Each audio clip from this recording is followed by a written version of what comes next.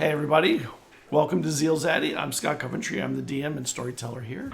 We have an amazing group of players, although we are missing a player currently, and hopefully she'll show soon. This is Season 2, Episode 4, titled Tales of the Gods' War. This is a D&D 5e campaign in a homebrew world. So far, the homebrew world has included the island of Elixia. That's it. The island of Elixia. You can follow ZealZaddy everywhere at /ZealZaddy or at ZealZaddy. So that's, you can go to our link tree, Discord, well, not Discord, Twitter, Instagram, Facebook, Patreon. There's a button below to get to our Discord.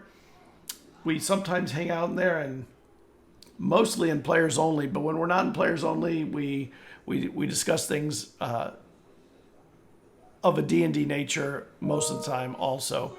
Although I am going to be doing Tales from the Loop game again soon, probably next month. So it'll be my second one, but I've got it. I'm prepped for it, and I'm going to have time now that my second daughter's going to college this weekend. My youngest one starts high school, so I'm going to have a little bit of time back. Let's bring on our amazing players. Let me make sure that Tiffany's not there. Nope, she's not there. All right. There she is. I mean, it could be. There she is. All right.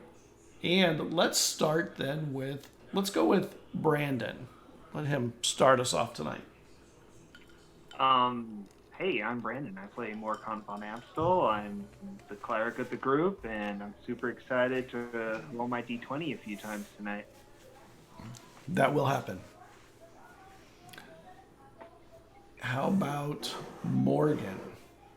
Hey guys, it's me Morgan with My Played Mondays. I am the founder of My Played Mondays, and we basically run games for clients. So if you're looking for a professional DM to run a game for you and your friends, please check us out. I have some amazing DMs that work with me that are very talented and can run a game for you. Also have content on the DMs Guild, so check it out, and sell t-shirts on Amazon. So if you're not looking for that stuff and you're just here to have fun and listen to us, I play Vesryn, the party's wizard, and I, as always, am excited to play with these amazing people.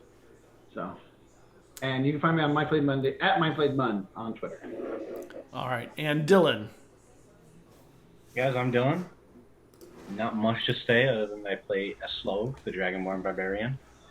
I too am ready to roll some dice.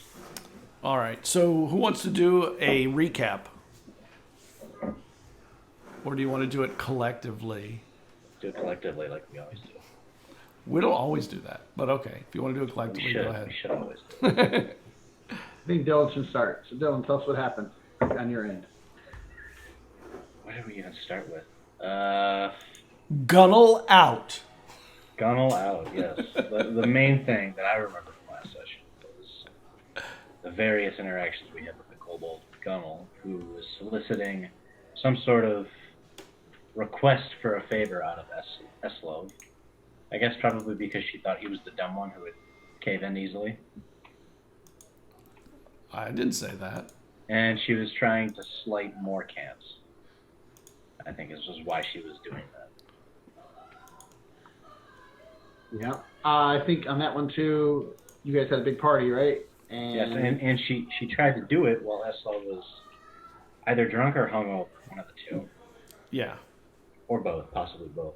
Yeah. And then Dwin showed up, and you guys debated back and forth over some wood armor or a wooden axe, and decided to stop toying with the kobold and send her on her way. We just teased her. It was a good time. The whole time, Brandon was over just looking like this kobold. And then Tiffany went to talk to her sister, too drunk to answer questions. And then after speaking with her mom, found out that her sister was maybe tied some stuff, called her out, and saw some cult stuff going on, right? Yeah, some culty things. Some culty things, or some one with nature stuff going on. And then while you guys are dealing with that, over on the other side of the island, Morcant and Vesryn were dealing with a funeral and looking into the wonderful, oh my god, my brain just, what's his name? AWOC? AWOC, there. AWOC's passing after apparently not needing the feather and then realizing we needed the feather. Yeah. The feather was a big deal. Yes, it was. What else happened, Brandon? Did some sweeping. Yeah, a little cleaning happened.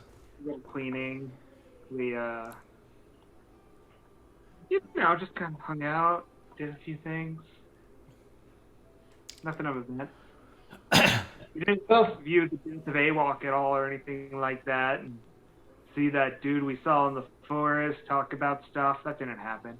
That's true. Yeah, we met the guy that was actually at AWOC's side when he passed. We actually met him like a day or two prior to that on our trip down here. And then we spoke with the Ipanya. I want to say Ipanya, and basically confirmed that it was a writ for you to go with us, kind of thing. Yeah. And now we're getting ready to prepare to meet up with them back at in Phelan. Phelan. You guys are heading here, right? Yes. So Yep. They can come with us. So while you're in the soul for those that don't know is the name of the church, the temple to the god Aquar, who is the god of the sea. You're in the soul, and Morcant, this girl dressed as an acolyte comes up to you, and she has a big bundle of stuff. And she looks at you. She looks very friendly, and she says, the Ipania said, that Captain Omari said, that it's going to be an especially harsh winter, so you're going to need these. And she hands you this bundle of stuff, it seems.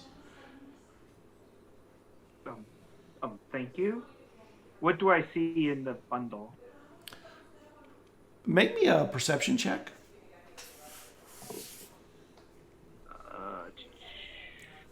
21. She's dressed as an acolyte, and you would have known all the acolytes. Her voice sounds very familiar, but you can't place her face. And in the bundle, you kind of look at her for a moment, and she just stands there waiting for you. And in the bundle, when you look at it, it is heavy blankets and warm weather clothing and some kind of a box in there. And some skins, some long, like shoulder water skins. Oh, thank you. Are you new to the Phelan?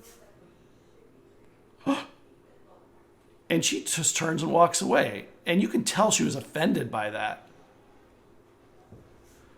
And the water skins are kind of heavy. And the box, whatever's in the box. I'll just kind of turn and head over to my room to set down the bundle. Okay. We're not leaving today, right? No, but you know that you'll be leaving soon. Because the ship's getting provisioned and should be provisioned any time now.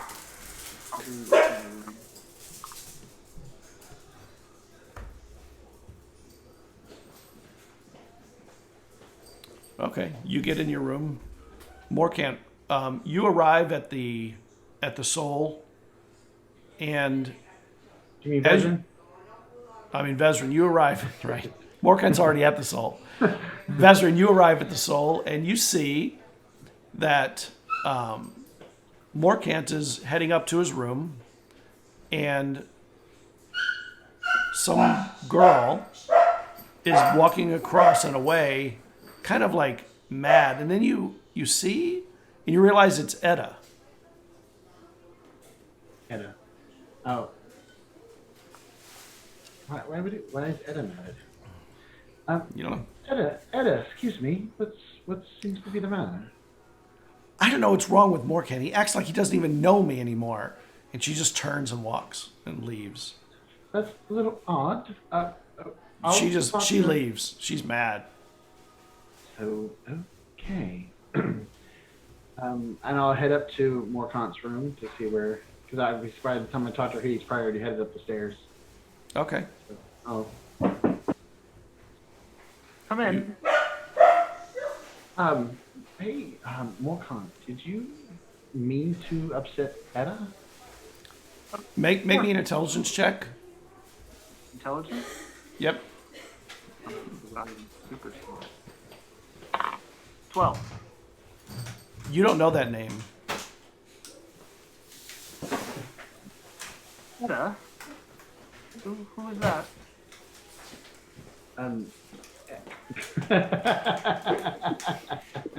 Edda, where are you hiding, John? Was that Edda behind you? No, I guess so. Edda, you know. Is he? I'm looking at him completely confused. Yep. He's looking at you the same way, it seems. I'm not sure I know who that is. But I will kind of go into a quick recount of who she is, to him and to everything. What's a quick recap? What do you mean? How she's been involved in everything, like how she's helped and. Yeah. He doesn't know what you're talking about. You don't know what he's talking about. I don't know what you're talking about. Excuse me for a moment, and I will go and find the Epanya and let him know that Morcant seems to have forgotten something about that Edda exists. So, Morcant, when Vesryn leaves, what are you doing? You have this bundle. He told you about somebody you don't know about, but weird.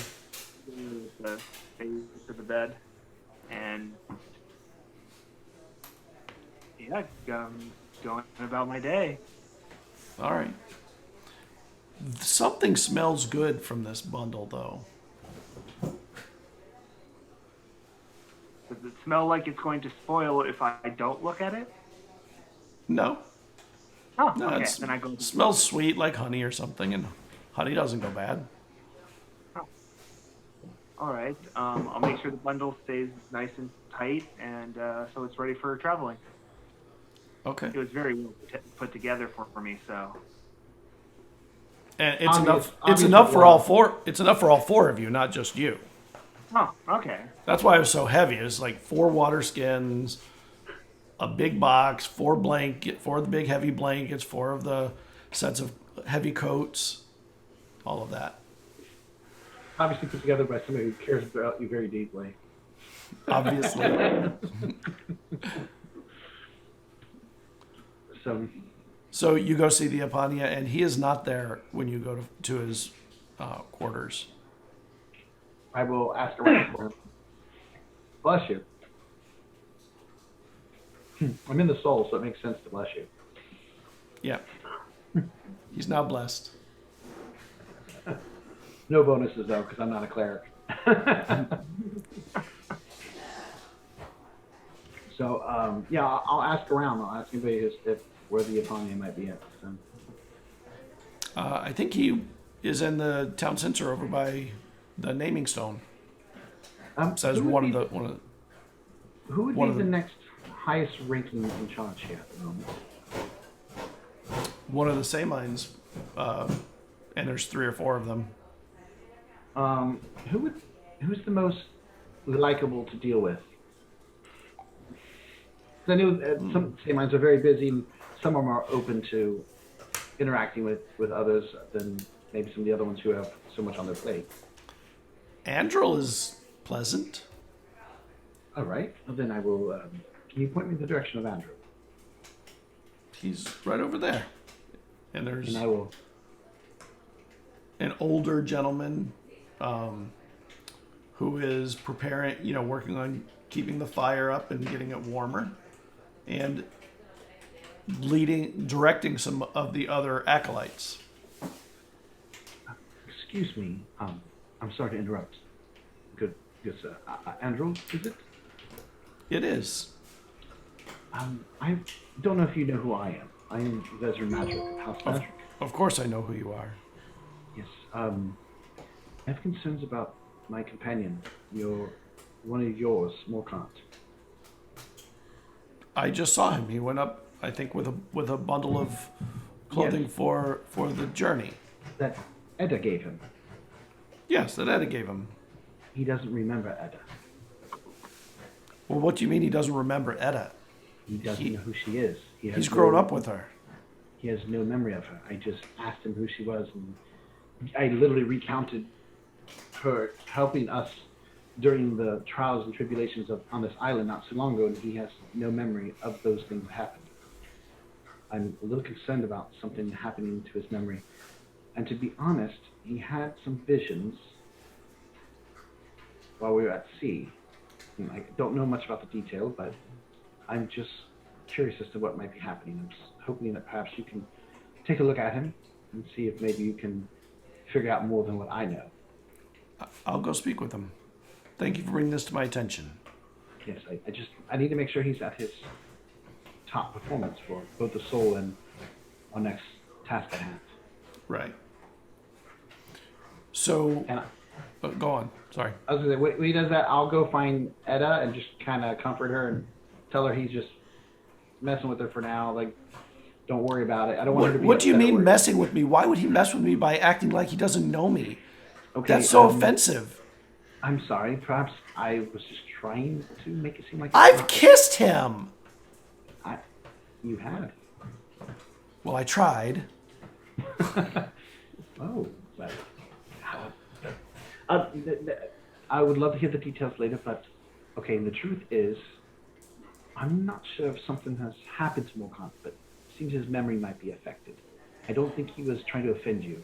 I've already talked to Andrew. He's going to go have a word with Morcant and see if we can figure this out.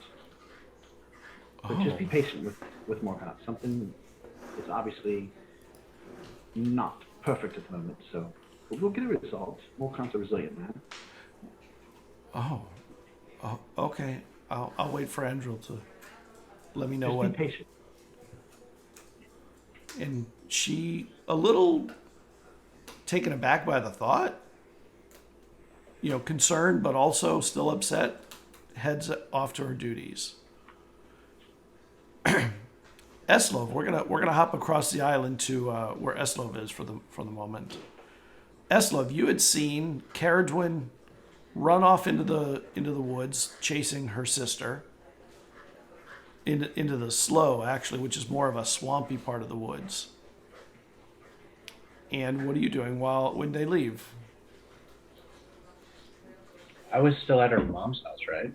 Yeah, but you saw her head out, and then you knew that she had left. Actually, you probably don't know that she went into the woods. It's true. You just knew she left. Well, I should probably follow her because I'm not doing anything at her mom's house except for drinking tea. And Eslov is not the kind of guy to go down on a friend's mom, so I think he's probably gonna leave. What? What? Well, yeah. Especially because she's much older than you, too.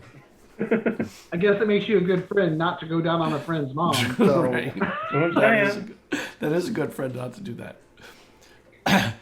So you head out, and you don't see her. And you don't see Saren. Well, this big sigh, shake his head, and use those skills of his to start tracking Cerridwen. Yeah, you know that they headed into, what it would be the equivalent of town. You're more on the outskirts of the loose affiliation of buildings. Oh, by the way, he would have said goodbye to Cerridwen's mom. He wouldn't have just left without explanation. Yeah. Okay. But he's gonna try and look around for any sign of Cerridwen to figure out where she went. Well, it looks like she went to, you find her tracks in the street, the road, and they head to Saren's house. Okay, well, I'm gonna start following them that way. Okay. Make me a survival check. See, 22, 24. Somewhere over by Saren's house, you lose her tracks. With a 24, I lose that. Yep. Okay. Hello, Robosardi. Oh, Cerridwen is here. We're going to take a momentary break. It will be literally just a moment while I add her in. Give me 1 second. everybody. Hello, everybody. We are back.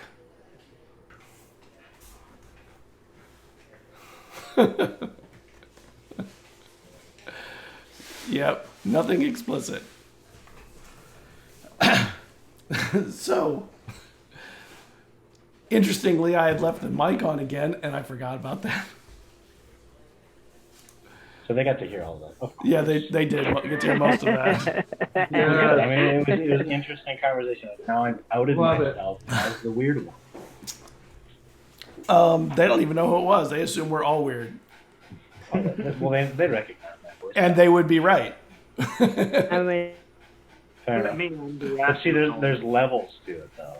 There's like D&D gamer, and below that is like attracted to friend's mom.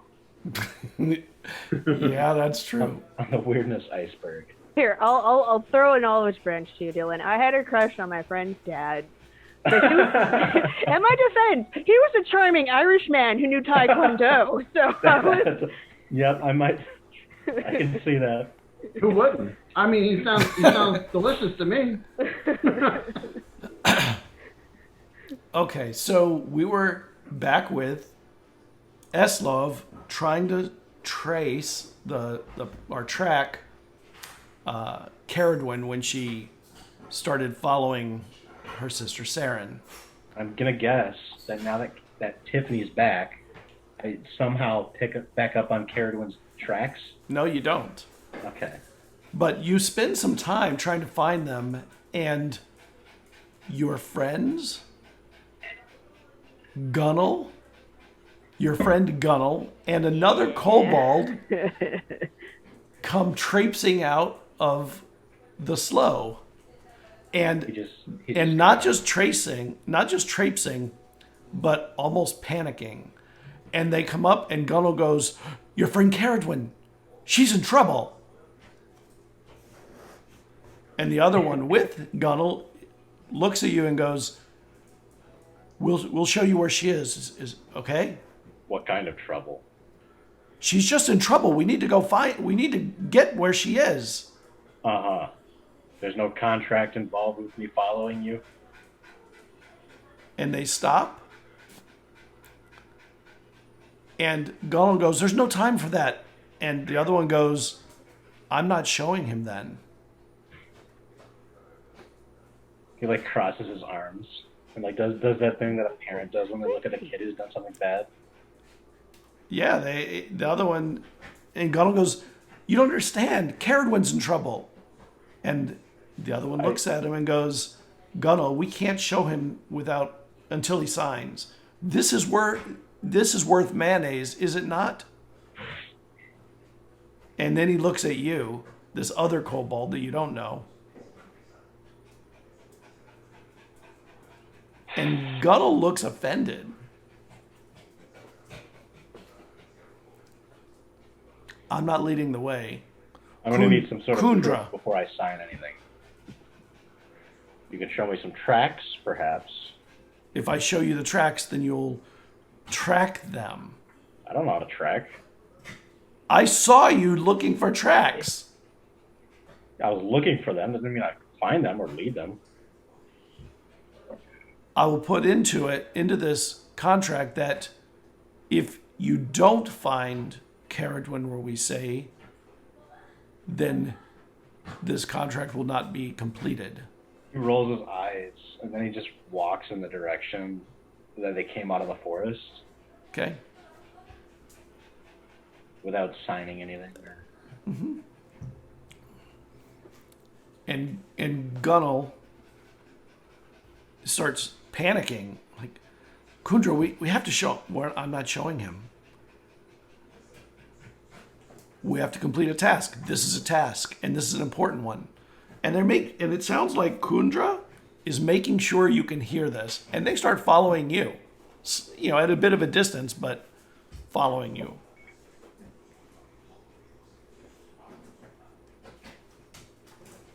Does it seem like they're being genuine? Like, does Gunnel seem actually frightened? Yes. Okay. Am I able to find anything in the woods? Make me a survival check. That is a 30. You actually do. You find there's a piece of cloth torn from what you think might have been Saren's cloak. That's the only thing. It's mostly muddy, and it sort of rises to about shin height. So maybe you find tracks that lead a little bit one way, and then they just sort of, because it's in mud, they kind of just cover over.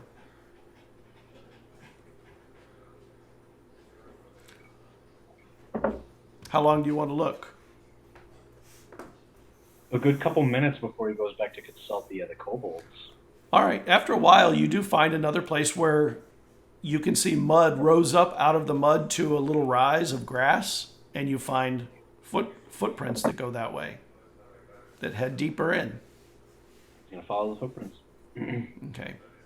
So you can tell that if you spend enough time, you're likely to get to where Cerridwen is. That you think you'll find, or at least Saren, because you don't know if these are Cerridwen's or Saren's footprints or both. But well, he's going to start looking as fast as he can. Yeah. I'm assuming you're doing it as fast as you can, but it's not fast. But you will get there. They seem to sort of skirt some of the muddy areas, some where they can.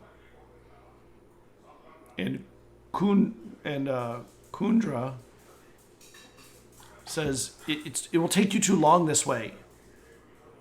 I can tell you you can do it. You could always just tell me. Yes, I will tell you. Gunnel, give me that document. And I'm Gunnel not signing the document. And then he starts to walk away.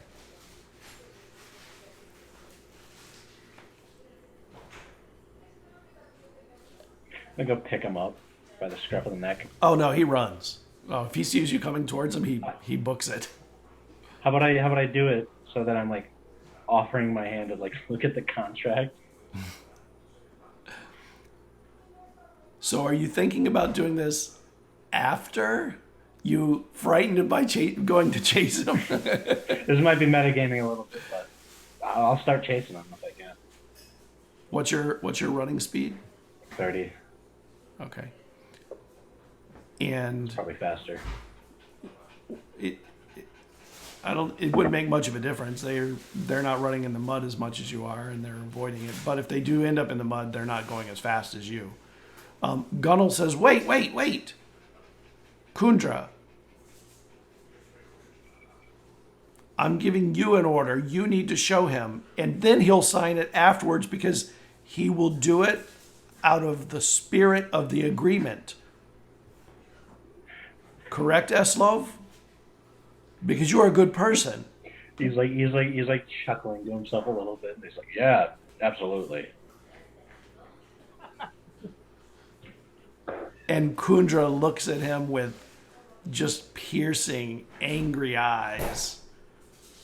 Fine. I swear on dragons or something.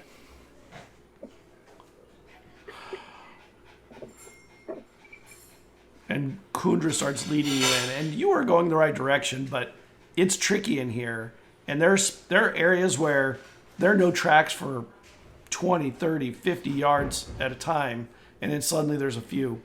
And Kundra's not following tracks. Kundra already knows where this is. So you're going very quickly to where you were supposed to be going. Okay. And after a while, you go pretty deep into this slough. It's very marshy, it's smelly, and you get to a spot where it rises up out of the water, some like a hill in the middle of the marsh. And we're going to cut over to Phelan for a moment. All right. So, Andrel, or someone knocks at your door, Morcant. Hello? It's Andrel. May I come in? Of course. Come on in, sir. And Steven? Andrew, Task for me before I leave. what did you say? I didn't hear you. Do you have a task for me before I leave? I don't. I have a concern. And he closes the door behind himself. I'd like to ask you a question. Of course. Can you name all of the acolytes in the Soul? You've been here since you were a child, so I'm assuming you know them all, right? Of course. Please do so for me. Indulge me for a moment. Well, of course, there's myself, there's Moraine, and then list on, I don't know how many Yeah. acolytes from. Yeah. And you go through them all. All the ones I know. Yeah. And what do you do when you get to the one you just met? I mean, why would I get to the one I just met? The one that gave you the bundle. I wouldn't even mention. I would just mention all the names that I know, who I assume is everyone. And Andrew looks at you and he goes, the one that gave you this bundle, do you know her name? I'm not familiar with her. Is she new? Did she just arrive in Phelan? She actually is not new, and she's been a member of the Soul for quite some time. It's amazing that our paths have never crossed. That's quite interesting. Your paths have crossed every day for much of your life. It's unusual that you don't seem to remember that. Not that you hadn't come across her. It's one building that we all live in. We're all so busy. I'm sure it's just a minor mishap that we haven't really met. Do you remember going dancing with her not long ago? I'm really not one for dancing. It must have been someone else. Morcant, I think that you have suffered an injury to your mind. I think perhaps you need a little healing of your mind in some way. Well, what would you propose? When the Apani arrives, we'll speak to him and I'll let him decide what to do. But just know that that girl has been around here for most of her life too. And it's very unusual that you don't know her. Her name is Edda, and this is concerning to myself and your friends. And I'll remember that. I'll write it down. Okay. Well, I think it would be good for you to continue getting your stuff together. I know that Captain Omari would like to see you and Vesryn at some point this day. I'll take leave. It was nice talking to you. Lovely, as Okay. always. And he heads out.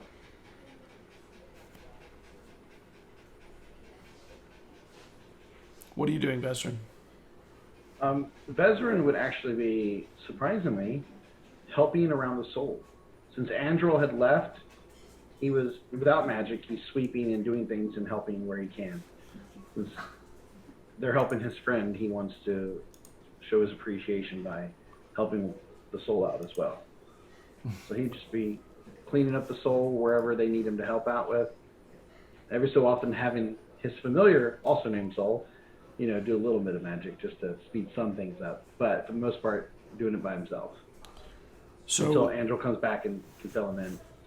yeah, Andrew comes back down after a while, and he comes over to you and he goes, "You're correct. He does not remember Edda, and I think he's had an injury to his mind in some way. When the Apani returns, we'll have to discuss what to do about this. Perhaps a healing spell can solve this, but I don't know. I've never seen anything like this. It's not like it was some obscure name or some obscure person. It's someone who has been a part of his life for most of his life." Now, Scott, I remember this. We all had something like this happen to us, and we all kind of remember that we had lost some memories. Most of us did, anyways. Because I remember I had forgotten who it was that I remember being in love with somebody, but I can't remember who it was. Yep. So, because I do recall knowing that there was somebody, but I can't remember it, right? Yes. Yeah. Okay. So, on that note, Andrew, we went into a strange realm at some point in our travels. And I'll kind of give a little bit of the detail. And there's a good chance that myself included, as well as the other companions, may have lost some of our memories. And I don't know if we can get them back. And I'm not sure if this is one of the memories that Morcant has, that was taken from him. But well, you know that you've had conversations about Edda since then, and he didn't act like it was a surprising name in those times. But it could be connected. I'm not sure if this is something else, or maybe something is pulling more memories, and this is just something that he's losing now. But perhaps it would be wise if everything goes well with Morcant, if you guys are able to maybe inspect myself at least, to see if this is something that's going to cause the rest of us to lose our memories. You know, just to be on the safe side. I'd hate for us to become wandering buffoons because we did not take the time to make sure whatever's happening to us, you know, it isn't permanent. Of course, we should definitely investigate all of that. I don't think we're going to have the time necessary to do all of that, considering that Captain Omari's ship is nearly finished provisioning, and I believe he's only waiting on the return of Eslov and Cerridwen before he's ready for everyone to sail. Yes, true. Again, I think we should focus on Morcant first. I mean, this is clearly a agreed. Big gap in his memory. Agreed. This is a suffering of memory loss that I've not greater than I've seen. Okay. Well, please keep me informed. I'm going to go speak with my trainer and continue my training. If you do need me, please do not hesitate to call. I'm here to help the soul and Morcant however I can. Of course. And I'll just head out to give them time to do what they need to do, to go train and have rocks thrown at my head again. No, that's not what she's doing today. Now it's dealing with things like barefoot fighting on cold stone and things where there's weather conditions that make it harder for you to fight. All right, look, we're going to cut back over now to Cerridwen.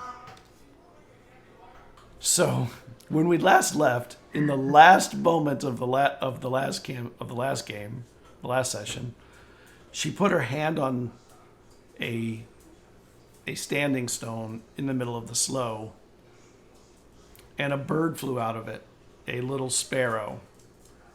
And with her hand there, a head began to rise out of it. And as it did, you notice that it is not just a head, but it has antlers that rise up out of it off to the sides. And other birds, sparrows again, fly out of the stone as this, perhaps an elf with antlers, rises up, but is taller. A little ambiguous as to gender. It's hard to tell whether this is a male or a female or genderless. And they smile as they step from the stone. And when they step forward, you have to step back. This, though, unlike any elves you've come across, is not so short. This elf rises to almost 7 feet. Okay. Well, a little taller. Does Yep. this person remind me of the other Fey lady that we encountered earlier? Yes, that kind of a presence to her, to like that she had, Lady Diabid. Yes. And while you're standing there, they look at the birds, and the birds transform. And when they transform, two of them become, you think, elves with weapons and armor that is perfect and perfectly formed and maintained. And one becomes a satyr, completely nude, with a barrel under his arm. And it's most definitely the only one that you know is a him. She will just sort of. Would she just be initially shocked by like everything kind of happening and just sort of back up a little bit? Hello. Greetings, Cerridwen. I am Quilean. Oh. And he bows really low, like nobility bowing to other nobility kind of thing. I'm the servant of the White Moon of Kalius, keeper of the language pure, voice of celestial beasts, the patient sentinel, and the final blade. You, of course, I've been looking forward to engaging with for quite some time. You're a dedicated servant of the Skyward Leaf, are you not? And you know that that's an old kind of a charming term for Quiel. I would like to think so. Voice Master, Is that me? musician, also. That's me. Historian of the new age of Elixia. Oh, take that. Sister of servant Saren. Daughter of Rhiannon. Yeah, that's me. Mother of Taliesin. And bearer of that personal remorse. Yeah. So what brings you here? You and your sister have brought me here. I'm responding to the call of my servant. Oh. She's gonna look at Saren. Is Saren still she's like unconscious. Yep. Oh, I understand that you made some. At least I think you did make some sort of deal with Saren about my son Taliesin. I did, and I owe you a vision. But you'll owe me something in return. Well, can I know what it is you did? You cannot. Oh, okay. She just kind of takes that. All right. Is there anything you wish to see? Well, I want to see where Taliesin is and how he's doing. Then that will be so. And he steps away from the stone and he says, place your hand to the sides of the stone. Can I ask what you'll ask for in return? And he stoically stands. He doesn't, I'm sorry, not he, they don't answer. Can I do like an insight check to see if like just their body language is neutral or sinister? Trying to just get like a beat on him. Like, why is he not answering? Like, is he not answering because, or are they not answering because they don't want to, or because they feel like they shouldn't, or? Well, you know that in dealings with the Fae, they tend to be pretty secretive, about, especially dealings that have been made, it's very hard to get them to disclose an agreed upon term, whatever it happens to be. But you can make an insight check to see if there's a reason why there's no answer to that question. I was terrible. So, insight. I can never fucking insight. Oh, that's a 10. So why do you think that Kulean is not answering? I think it has to do with the previous bargain made with Saren. Okay. So that's what I think it is. All right. Oh, okay. I'll do it. And then she just kind of puts her hands on the rock. And the moment you do, there's a strong rush of wind that just whips around all of you, and the top of the stone becomes like a mirror, except instead of looking at yourself, you're looking through a tunnel. And you see, for the first time in so long, someone who is obviously Taliesin. Oddly, all of about 12 or 15 years old, or at least appears to be that age, not the 30 or so you would have thought by now. He's with a human that is dressed in kind of raggedy clothes, skinny, but clean and well-groomed. And they're outside what looks like a business of some kind. The doors are closed. The doors are red, painted red, and they have carvings on the front that are intricate but beautiful, but of things like dice, nude men and women, cards, and you hear sort of like an echo in your mind almost. They look at each other, and the human nods to Taliesin and says, "Are you ready, Thrangle? Let's go start some trouble." And Taliesin looks concerned and then cautiously steps forward with the human and opens the doors. Inside you see people of different types, elves, dwarves, humans, other ones you don't recognize. And they're playing games of chance, throwing down coins. There's liquor and ale in abundance. There's scantily dressed men and women leaning on other individuals in very provocative ways. And across the table, you see another kid, maybe a goblin, pickpocketing someone winning at a table. And then the vision fades.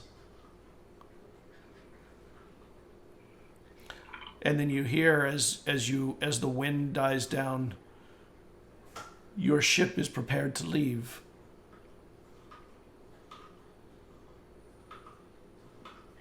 Sorry, notes. Mm-hmm. Oh, Cerridwen's very like emotional seeing him, Yeah. and she just, just sees this perfect child, and a tear comes down her face, and then she gets kind of upset because she's like, "What's she doing? I didn't raise it at all." Okay, do I know if that's anywhere on the island? It did not look familiar to you at all. Okay, probably not on the island. All right. Yeah. Okay. She'll turn to Kulean. Quilian, yes. And they are also crying. You can see tears sliding down their face, and they look at you and go, "Now there's something you must do for me." Okay. What do you want? I want you to bring Taliesin back. But to do so, I want you to carve my symbol into the altar of the Christ Star. Oh, okay. You have the tool to do that.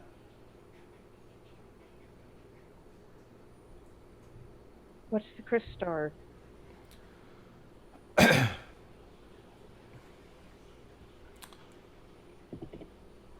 I believe that your friends will need you back very shortly. Your journey is going to be rough. You should prepare for cold. Okay. Well, they'd be alright. And she kind of gestures towards the party on the ground. And he reaches back, or they reach back and pull back some braided hair, and he, with a blade, cuts a piece off, and he hands it to you. They cut a piece off and hand it to you. Just takes it, like, okay. I can roll with this. Thank you. Burn this when you and Eslov are alone, but you must be holding hands or you will be separated. When you awaken, you'll be where you need to be. It was quite a pleasure meeting you, Cerridwen. Until we meet again. Oh, and okay. he turns and starts. They turn. The satyr turns, and they start to walk into the slough. And when they do so, they don't walk quite into it. They sort of fade into it. All right. Just like, okay. And Saren coughs and starts to awaken. I'm going to cut for a moment to Eslov. So Eslov, the kobold, Kundra and Gunnel are heading in. They find this rise, and as you get up onto the rise, you see there's a sort of like a blurring of what's in front of you, almost like a sheen in space. So like something. Have you seen Annihilation? No. Okay, never mind. But like a barrier between you and something. But not one that completely blocks all of what you can see. It just obscures it. Obfuscates it by blending the color and stuff into other things. And the two kobolds sort of stop. What if you go through that before I do? And Gunnel starts running away. I'm not going. And Kundra starts backing away too. I'm not going in there. Can I quickly grab one of them? Make me a dex check. How fast are you? Not terribly. That's a 14. Eslov is not very quick.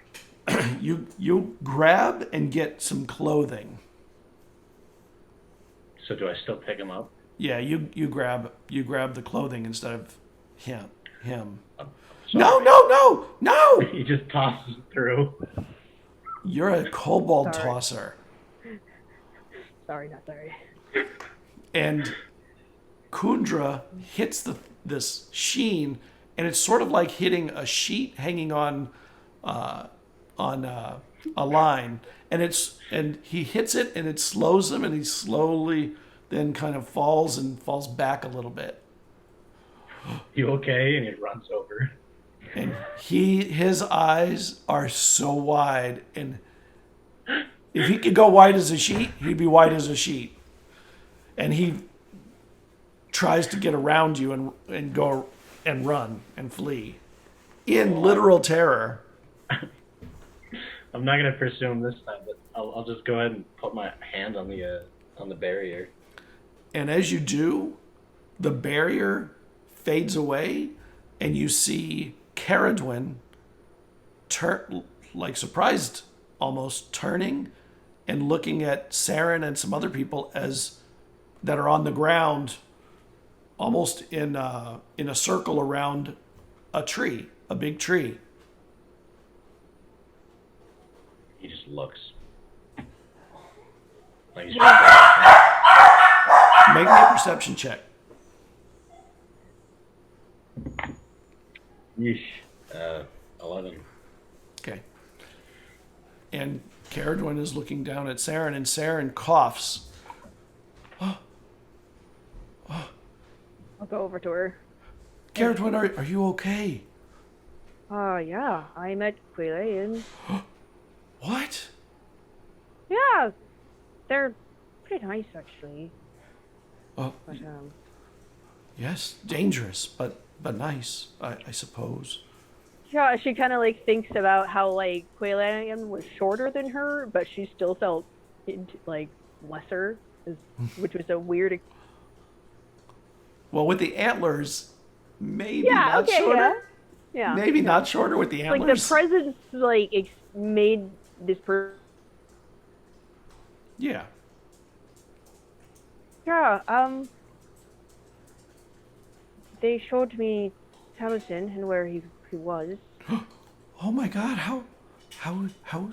How's he doing? Well, he's alive. He looks healthy. That's Longer than I thought. that's so good to. That's so good Very to hear. handsome, of course. And he's running around with a bunch of thugs causing problems in. Oh no. That's not good.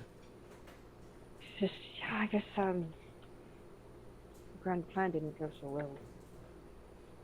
It just means we'll have to find him now. Do you know what the Crystar is?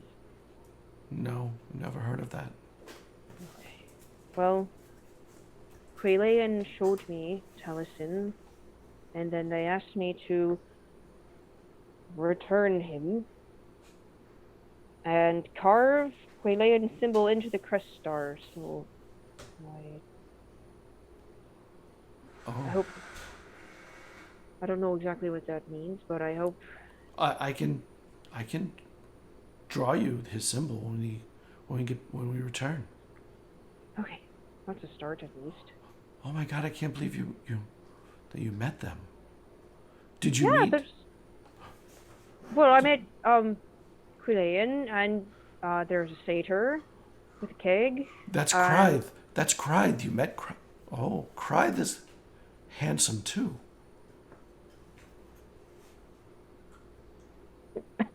Yeah, he's very handsome.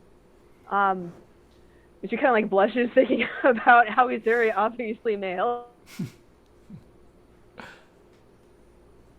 Well, I didn't really meet him. I just sort of saw them, and there was this other, I think, sort of elfish person with those two. I think that's their guard.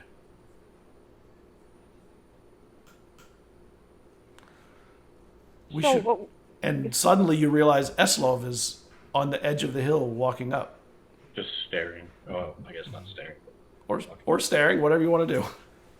No, he's just been staring. Well, we're going to cut over to Phelan for a moment, and we'll be over there in a minute. In Phelan... Get more notes, paper. I have to be right back. Just got to refill. Okay. Vesryn. What were you going to say, Morcant? I just said have fun to Dillon. Oh, okay. Vesryn, you're downstairs, and you see Captain Omari enter the Soul. And when she walks, she always is sort of light of foot, almost aloof, until she sees you. And then her stride is like, a coming storm, just very quickly moves to you. Yes, Captain. Vesryn, the ship is provisioned. The last few items are being loaded as we speak. Mava's been calm as of late, so sailing soon would be highly recommended. I do recommend bringing some warm clothes, as we'll be making a stop a little to the north. Eslov will like that, will he not? I believe he should. Perhaps getting to see some of his home might be nice for him. Plus, I would welcome seeing where he's from. I hope we don't go that far. We're Oh. going to Coventry, which is on the edge of the Sorkin Strait. Oh, I'm sure he'll still enjoy that, seeing that it's further north. Do you know a good shop around here to buy the proper type of clothes for where we're going? The clothiers would probably do that. Well, I didn't know if you know a particular one that is, better quality for this type of trek. More reliable, better furs. I'm not the one to ask, I don't think. I'm not really a local, although I am here seasonally. Yeah, I'm not really a local either, but I figured since you come here seasonally that maybe you'd found something. But I will look around to get the type of clothing for myself and my companions. I don't think Eslov needs it. I think he'll be fine in the cold, but I'm sure Dwyn and Morcant might prefer a little bit of extra warmth. We're just waiting on Eslov and Cerridwen to arrive. We did send message to them, letting them know that we are here waiting for them. So I'm sure they're already on their way. Okay. So, if we are unable to wait for them, then so be it. But I'm in high hopes that they should be here soon. Excellent. Is there anything else you need from me? At the moment, no. I will let you know when the last provisions are loaded. It will happen within an hour or two. So, have you heard from Eslov or Cerridwen? I have not yet. I mean, we sent a message just the other day, so it might be a little bit of time, but I'm hoping to hear from them soon. It would be good to get message to them soon. I think the ice will happen earlier this season. Yes. I can just feel it. I can feel the cold rising up my knees. Well, the messages have already been sent. It's just a matter of time at this point. So, I know they're in Shaley, so hopefully it shouldn't take them too long to get here. She bows for a moment.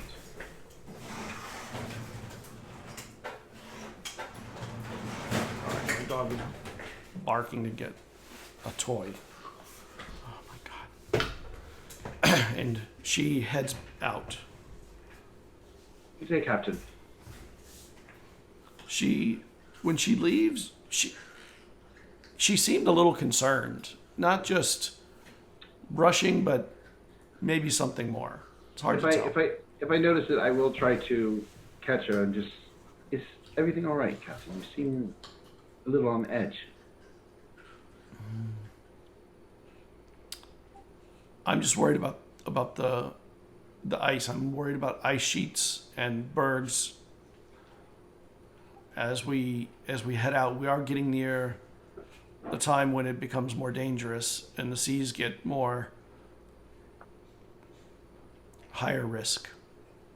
I do know some spells that, I have learned a spell made of fire that can explode things that are in the way. So perhaps if there's a really dangerous ice that we can't get past, I can try to break it up. I would prefer no fire on the ship other than what's in the lamps. Well, it wouldn't be firing on the ship, it'd be firing out from the ship. So. Have you seen Morcant? Yes. He's speaking with, what do they call the cell? The Sagewynd? Sagewynd. He is speaking with some of his leadership, the Sagewynd. I believe that they have some things that they're handling. Is there something you wish to speak with him about? Perhaps I can relay the urgency to him for you? No, just when you see him, ask him to come by the ship, and I'd like to discuss something with him. All right. I shall pass on the message to him for you. Have a good continuation of your day. You do the And same. then she turns and heads out of the soul.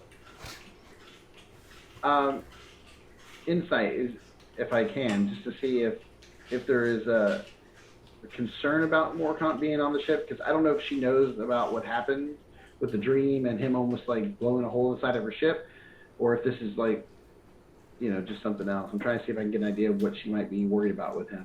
You can roll. Okay. I actually did not grab my dice, so I'm going to roll it inside inside here. It's not rolling for me for some reason. Okay. Did it roll on there in the chat? Oh, I didn't see it. Rolling. Not in the chat, but like in the Discord here.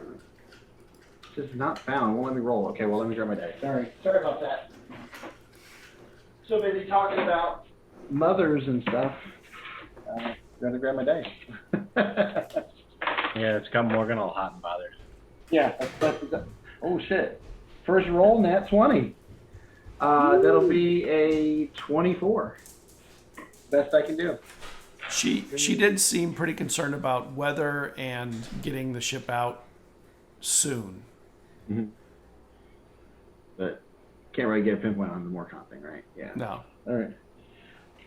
All right.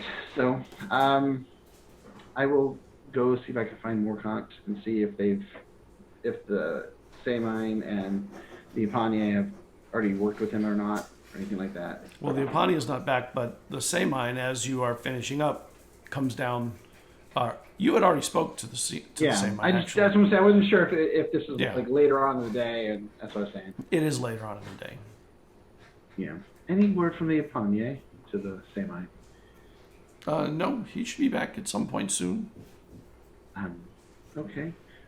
Well, if you could deliver a message to me to Morcant that the good captain would like to speak with him when he has a chance. Of course. I'm going to run into town to see if I can find some really good cold weather gear. Do you know of a particular shop that would be best to patronage?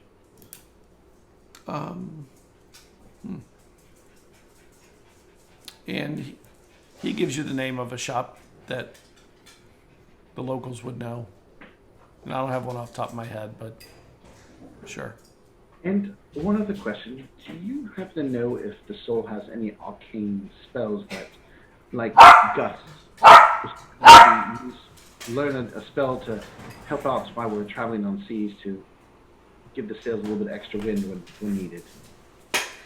Well, I think that Morcant knows some spells like that. Yes, well, I didn't want him to have all the burden on himself. But if there's an arcane version for myself to learn as well, then we can share that burden and maybe save some of our arcane magics in cases of trouble. I don't know of any. So you'd have to go to the library and look. Yeah, perhaps I will do that if I have permission to do so. You'd have to get that from the Epania.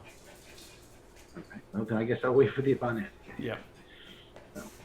All right. Well, then I guess I'll go to the store, get some cold weather gear while we're waiting, and then I'll come back to speak with the Epania about that. Okay. That's what I'm doing at the moment.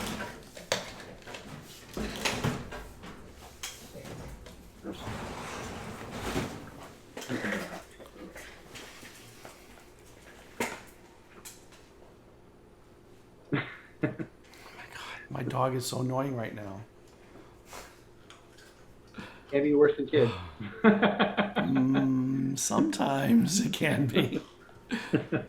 Kids rarely bark in the middle of your stream. That's true. But they do run in behind your chair. Yeah. So, Morcant, what are you doing now after your conversations and... I imagine I'm just getting ready, getting everything packed up for the trip. I mean, Okay. in my room, polishing my armor. So you're okay. So you're staying in your room, prepping. Okay. Cerridwen and Eslov together again. We are. Blast. And Saren and the other 4 townspeople are... The rest of them are getting up from the ground where they had fallen. And Saren goes, so what... Did Quilian say anything else? Did he tell you any stories or anything? No, not really. He just told me a lot of his their titles. Told me that they sort of implied that they had to deal with you. And then And she looks embarrassed. Like, And I just like put my hand on her and like, don't worry, I literally just made a bond with him, her, that person. So. Why would you do... Oh, I know why. I'm so sorry that there was a condition that I thought would not happen. I thought you would never speak to him again. Well, I mean, I didn't think I would either until recently. But what happened, happened. You can only... But Taliesin as well. But that's what's important. Taliesin as well. How did he look? He looked healthy, yes. Handsome. Yeah, I mean, he, What does he look like now? He must look like a handsome man at this point. He'd be That's what he looks so young. coming into his... What? Well, he should be coming into his own now as a... He's maturing into a man now, right? Well, yeah, I mean, I thought so too, but it must be the elf in him, because he's, and I'm just kind of like gesture, like, let's walk home and talk about this. He looks younger, like a teenager. That doesn't make any sense. I don't know, but that's what it looked like, you know. Did he have any, like, he probably didn't have any, like, patchy facial hair. Not at all. You know, Nothing. smooth skin, so I was trying to... Not even like a few little nothings. Yeah. He had, do I get to describe what it looks like? Yeah. Okay, so she goes on, well, he has, kind of just cropped, curly, dark hair, like mine. He has broad shoulders, and she's like, she'll like point to their nose. She got Dad's nose. I mean, he got Dad's nose.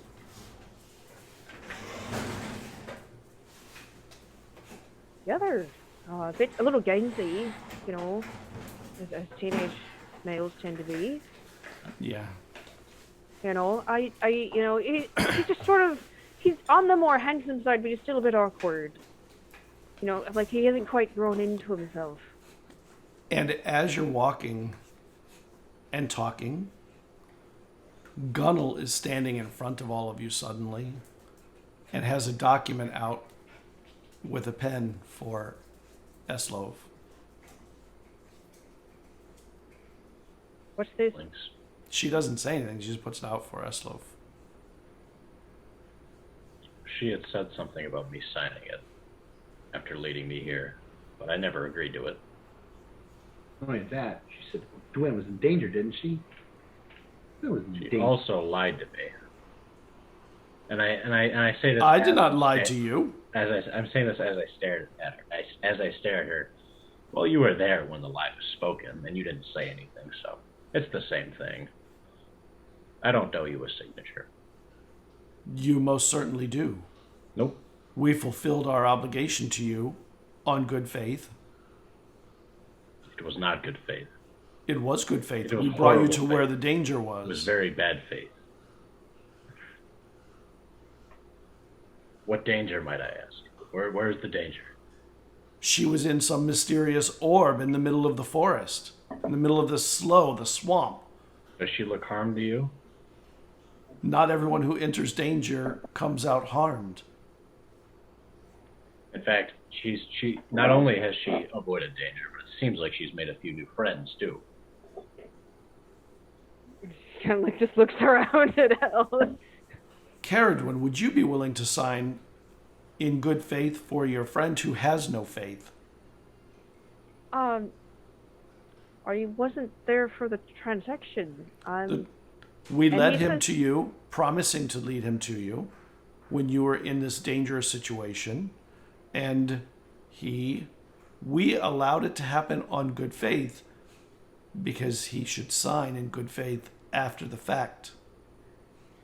Eslov shrugs. They're just coming up with excuses, Cerridwen. Don't listen to them. I won't sign, because you shouldn't be trying to bargain with us anyway. The bargain you made was with Morcant, not us. You were a clan. You were a group. A family, almost. Yes, but you made a deal with an individual, not a clan.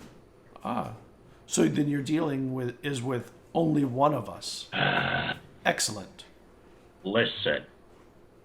No, you Stops listen. now, unless This- you want that contract ripped up. Are you going to talk back to me? And she rips the contract up in front of you and says, You that just contract is already torn. It is asunder. And you will not be happy with results of whatever contract fulfillment comes from this. And she backs into the forest and takes off. Next time, And make your Kundra does deals too. with the right person. Oh, okay. Well, I suppose there are worse things than having a bunch of kobolds mad at us. He just keeps walking. Are there? I feel like this is one of the things that's going to be like later listed as famous last quotes by players. They're Having a bunch of kobolds pissed at you. pretty crafty, and Dillon knows that, but Eslov doesn't take them seriously. Right. And they have a lawyer. Oh God, no! Lawyers. Worse than a lich. That was Oh, something. one and the same. Right, they're not that different.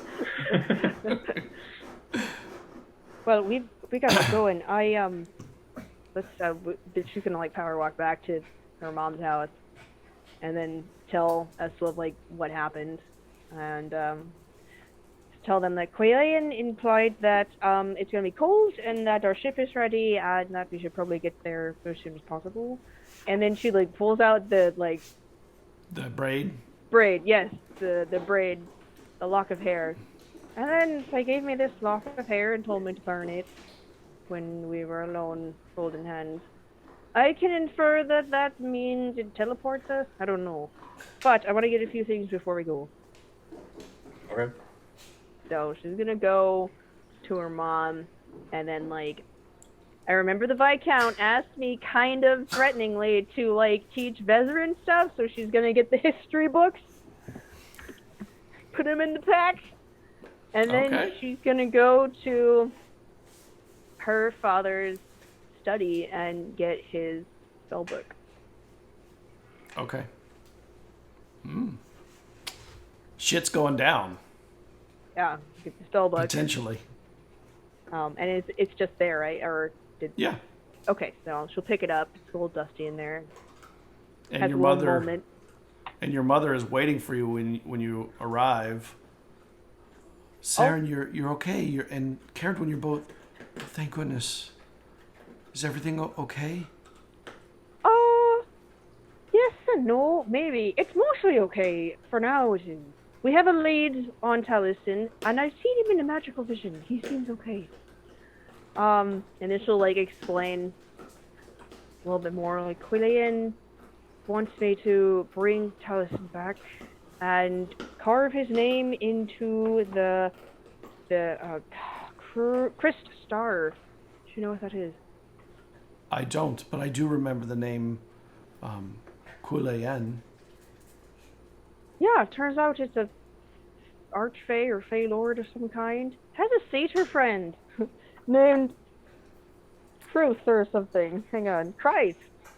I think that they're more than a Fey Lord. I think they're an avatar of Kalius,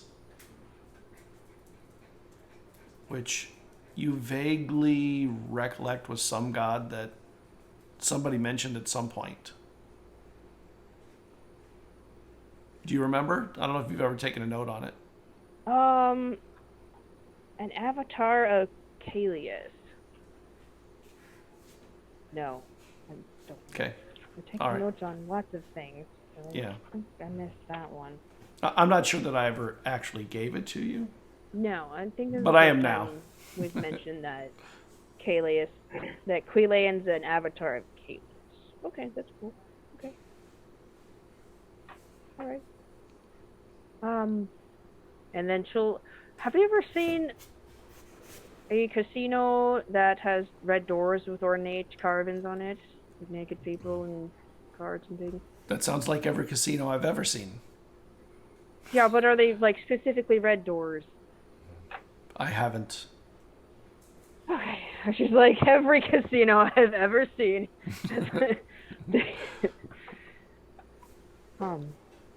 Well, we gotta get going, Mom. And she grabs you and hugs you. Of course, Taliesin calls. That's way more important than hanging around here in this swampy town. She hugs her back. Eslov, get in here. And she reaches out to pull you into the hug.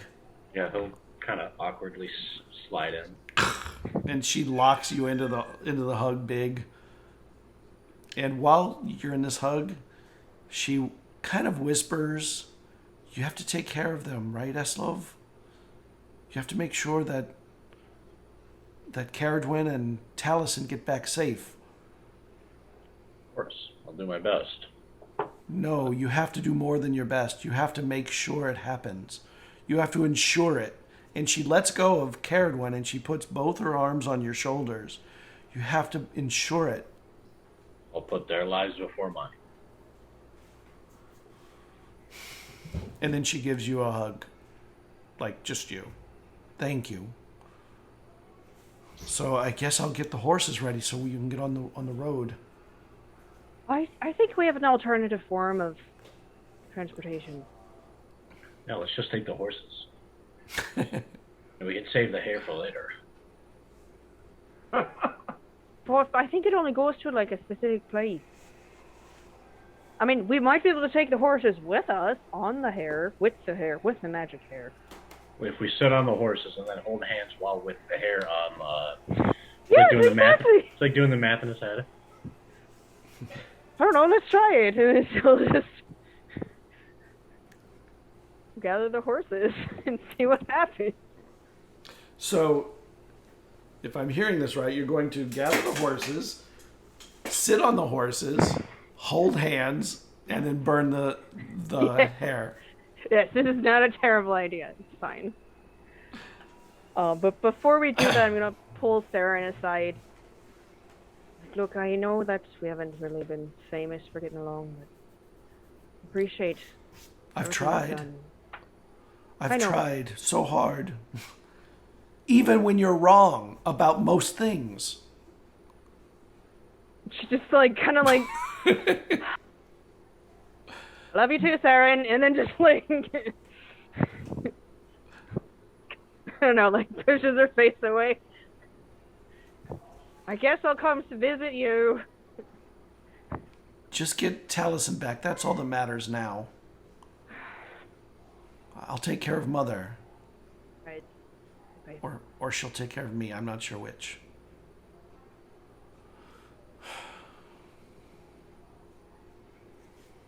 See you later. And she'll go and climb on the horse. All right. We're going to go over to Phelan. Morcant, the Apania comes in. How are your preparations coming? They're coming along great. I've got most everything packed up. Just waiting for the others to arrive. They should be here shortly. We'll be on our way.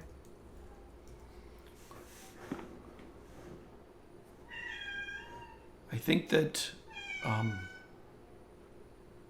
it would be worth the cat. Yeah. Oh my God, our cat is so damn loud sometimes. I love them. Yeah.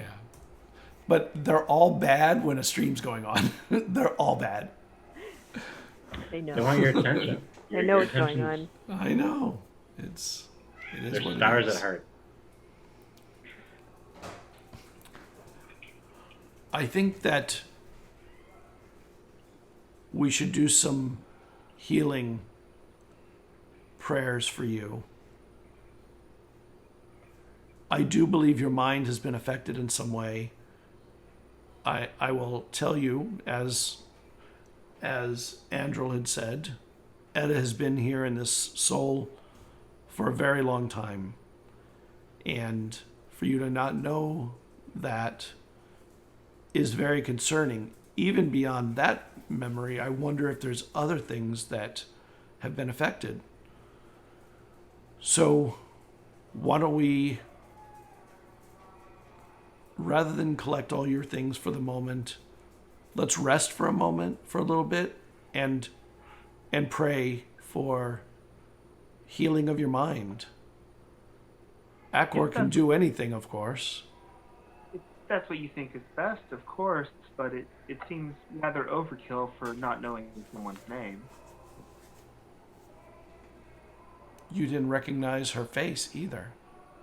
Well, I don't know everybody. Yes, you do. You have know everybody in the soul, and you have for almost the whole time you've been here. It's not that many people. Well, if it's what you think is best. I do, and I think it's important.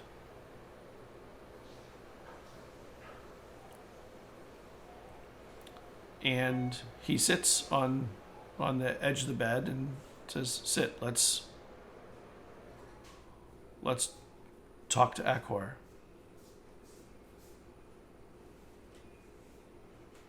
And he waits for you, and if you sit, he starts chanting some of the chants you learned when you were young, prayers and stuff that, it's not the kind of a religion where praying happens a lot. It's more of an action, sort of a temple. Your actions are bigger and more important, but occasionally when there are important things, prayers become where you go. And the Epania seems to be taking this as a very important thing.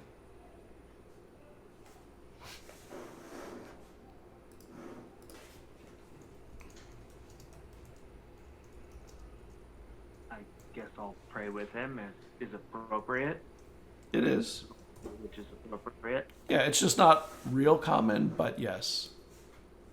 Sure, I know whatever the proper procedure for me Yeah. is. And he starts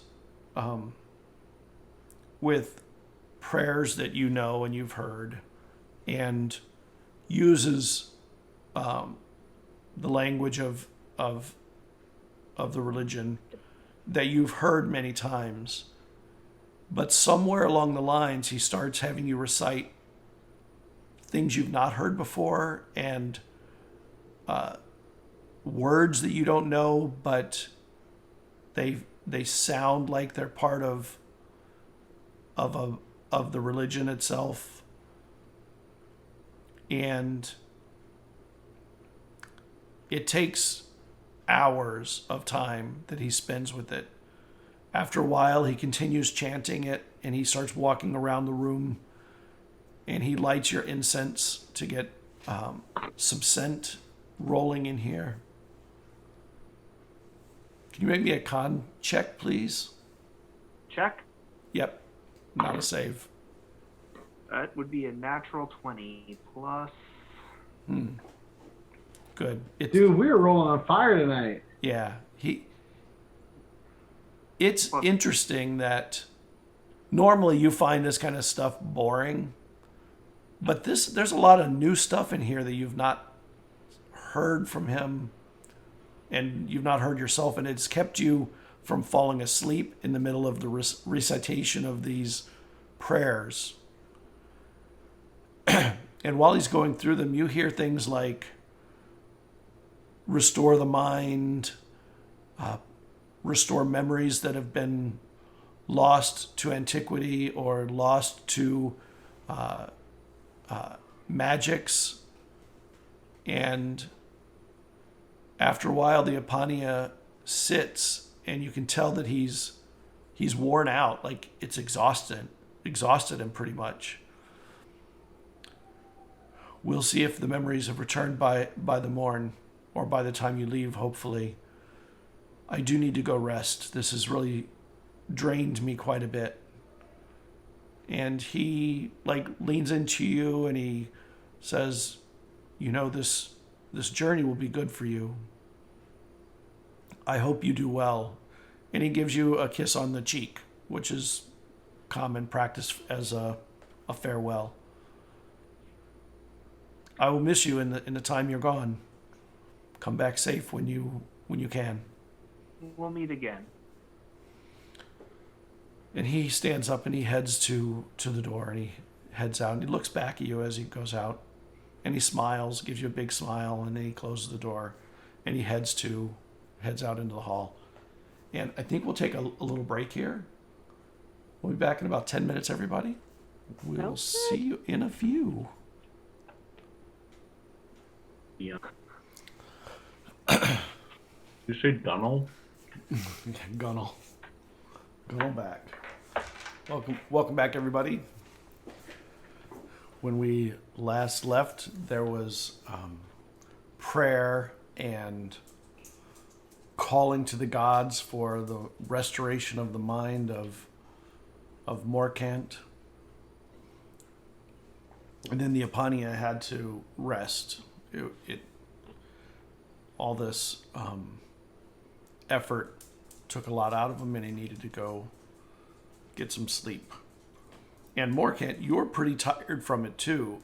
It's odd because it feels like the tiredness you get when you run through all the spells that you've been given by Akor. You know, like an exhaustion that's a mental and physical one both. I think I'll take a short rest here for the moment, then finish packing. As I say to myself alone in my room. Yeah. And you just get ready to start laying down, and you hear the door. Oh, come in. And Captain Omari comes in. Oh, hello, Captain. It now would be early evening. Good evening, Morcant. I would like to have a word with you if possible. I was hoping to catch you out and about today, but it seems like you've been busy preparing for the journey from within. Yes, journeys like this for people like me, you never know when you're going to actually be able to return, so I have quite a bit to pack. Of course. Also feeling a bit worn out and exhausted today, so I may call it an early one and hope my companions arrive shortly. We can get going. Yes, I've had a bit of, and I wish to speak to you about this because you're a man of Akor's cloth, more so than most and more adventuresome than most. I've had a bit of foreboding about, well, all my journeys lately, not just this one, but several. And I can't help but wonder if I need blessings from Akor from someone who's going to be on the ship. Of course, I'll perform all my necessary services to you and your men to bring forth guidance of Akor. The sea the sea chill is rolling up on the ship already, and I can see that there's fog coming down the ways. I fear we may encounter floating ice sheets or bergs or worse, so being prepared could truly help. And I've never asked a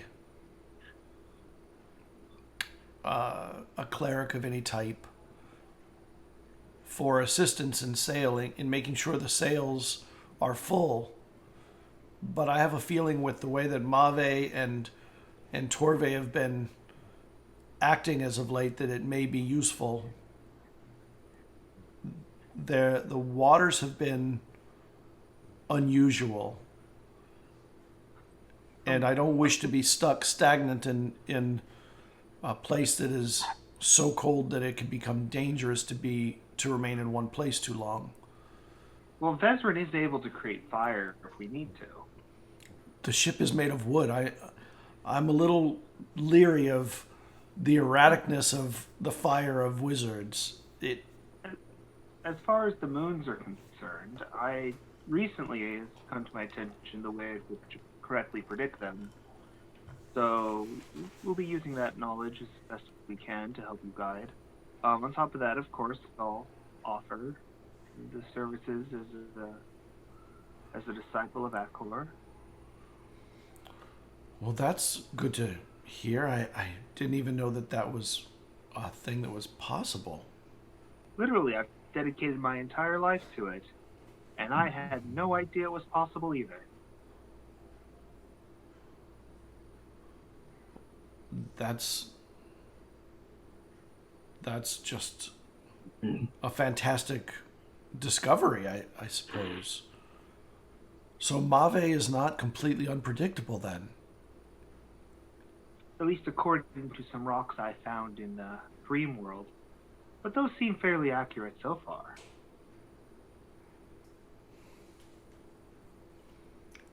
And only one of them was invisible. I'm not sure what that meant, all of that.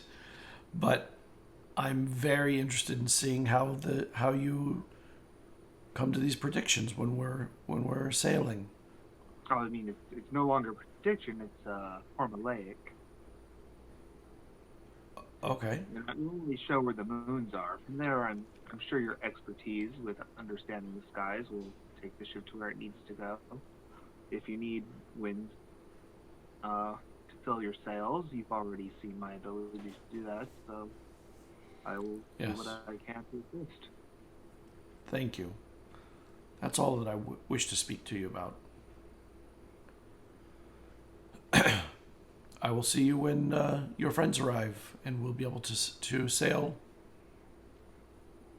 at a moment's notice then. I'm sorry, I'm a bit worn out at the moment. I would otherwise show you out. But I'm sure understood. It looks like you're packing quite a bit. Yes, it's going to be quite a journey, I'm sure. And she nods and heads out. Thank you. And heads away, out in the hall. Finally, you can get some rest. Okay, so what are the horse riders doing? We're gonna, I guess, go ride into the road a little bit when we're alone, and wait till we're alone, and then we're gonna try burning the hair. Okay, so you're sitting on your horses, holding hands next to each other, and you light it on fire. And when it lights on fire, it creates sort of a white smoke, and it sort of starts to swirl very slowly around all of you, the two of you and the horses. Smell like burning hair? Yes. Eslov gags. Odin. He's never smelled burning hair before. It's gross. Burning scales is much better. I don't think it would be. I don't think it. Well, I guess the burning of the body is a rite of passage at the end of life. So I guess it would be. Sure. Wouldn't be a bad smell per se. And as it starts to swirl around, the wind starts to pick up. And it burns very slowly, but you can tell that every few millimeters it goes down, the wind starts whipping up harder and harder.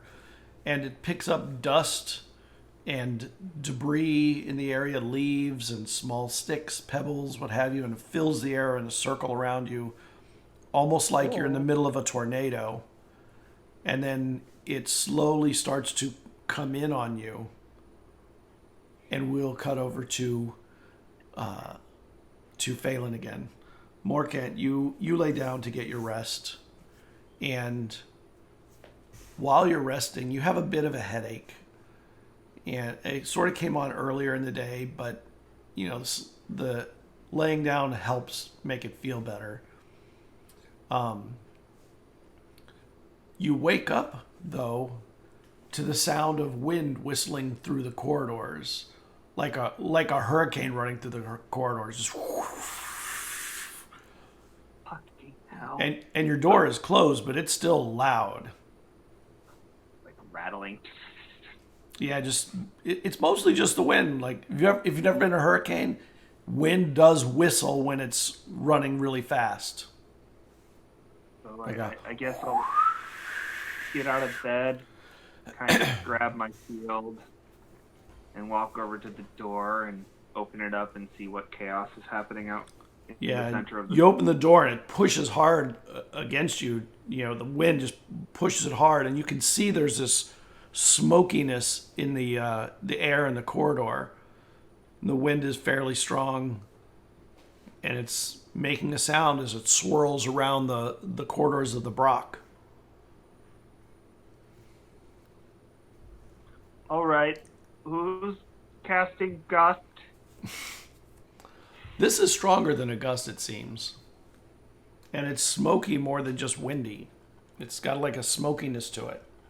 Little bits of debris seem to be rolling through with it. Leaves and petals and things.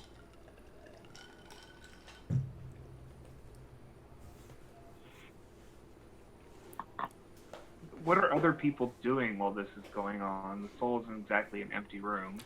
Well, this is the corridor up a flight up. So I wouldn't even call it flight because it's actually just a slowly curving walkway. There's no steps. But there's nobody out in the hallway here.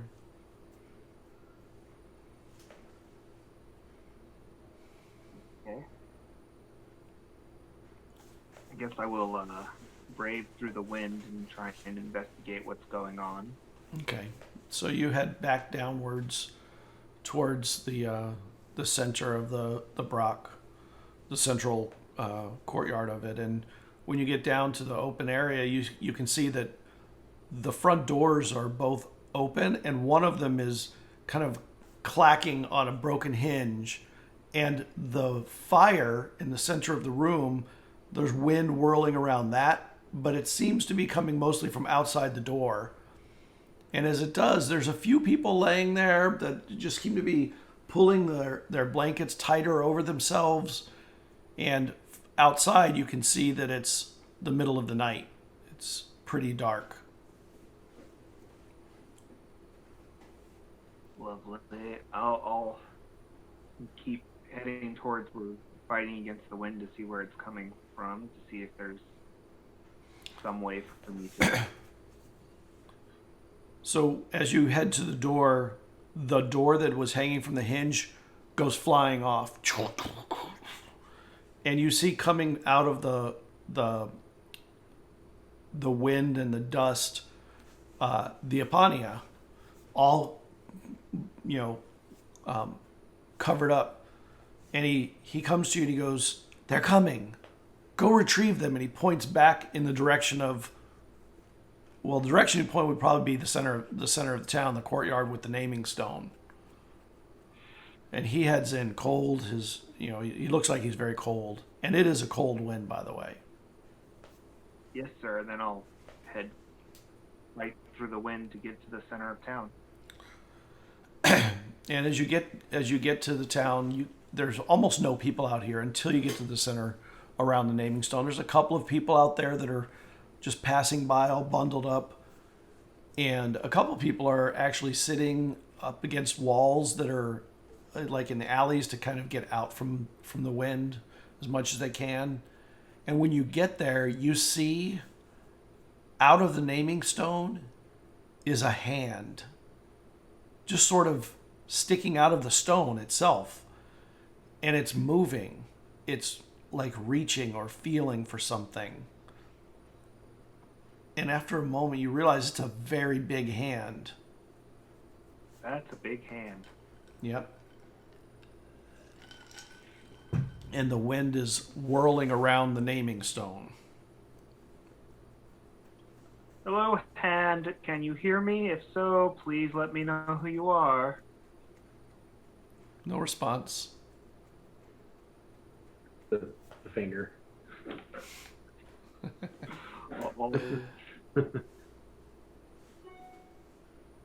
Just kind of sit there and watch this. Trying to think. Make me an intelligence check. Yeah. 12. Okay. Favorite roll. Yep. The least useful, one of the least useful numbers. Cheers. And the hand is moving. Does it appear threatening? No? Then I think I'll reach out to grab the hand. And as you reach for it, you realize you think it's Cerridwen's hand. Must be a Firbolg. Yep. It's pretty high up. I mean, you can reach it, but it's way up.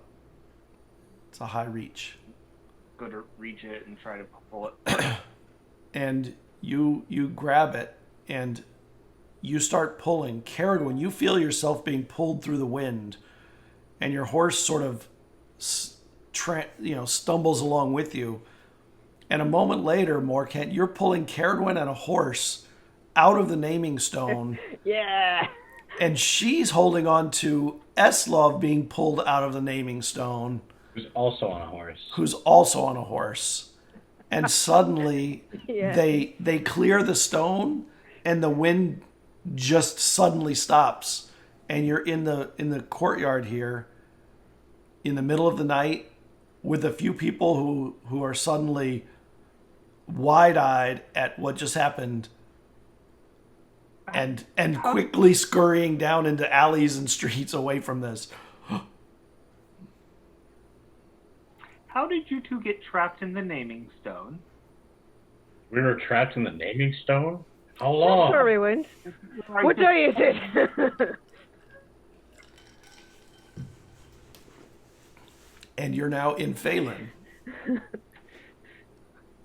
We were in Shaley. It's a long story, but Were you in the naming stone in Fail? Is that where you got trapped in the naming stone? no, we didn't get trapped in the naming stone at all, as far as I know. We just Then how did you come out of the naming stone? so I went into the forest, and I met an avatar of Helios, and they gave me this lock of their hair. And that trapped you in the naming stone? No, we burned it because they told us to, and then we were coming through the stone. I mean, I didn't know I was going to do that. They just said, burn it when you're alone and you'll go to where your friends are. And I said, okay, you can try that. I recommend you don't tell this to Vesryn. He'll be very mad that you used a magical item without knowing what it did. It is one of his bigger pet peeves. But okay, but as far as everyone knows, we came on the horses. most people do travel by horse. It may have been a safer route than magic burning hair.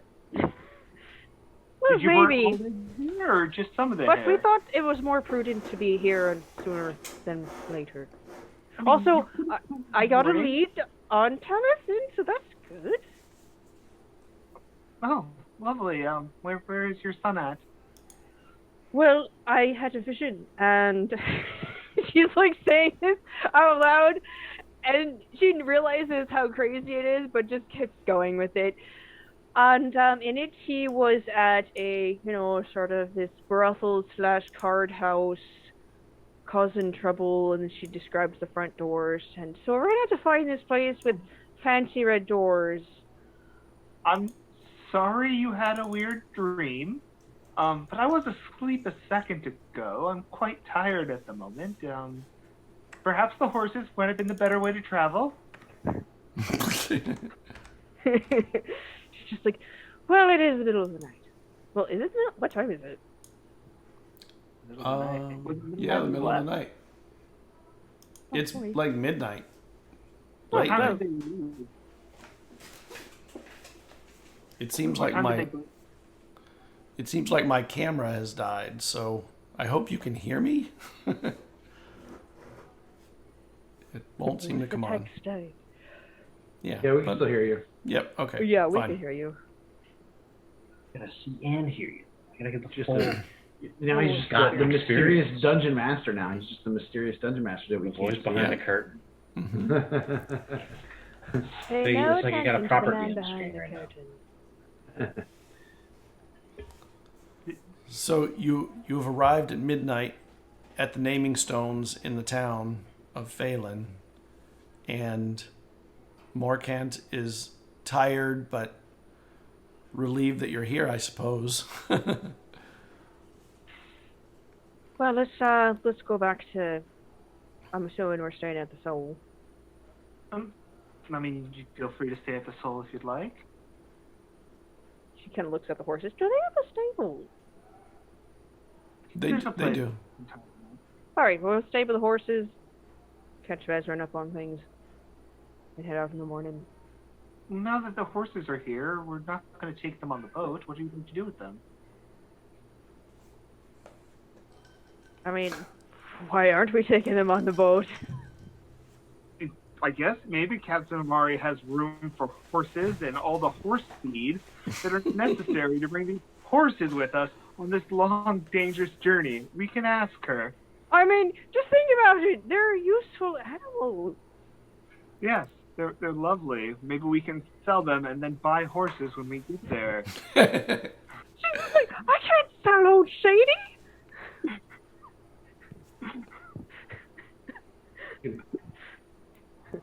I'll send for them to go home.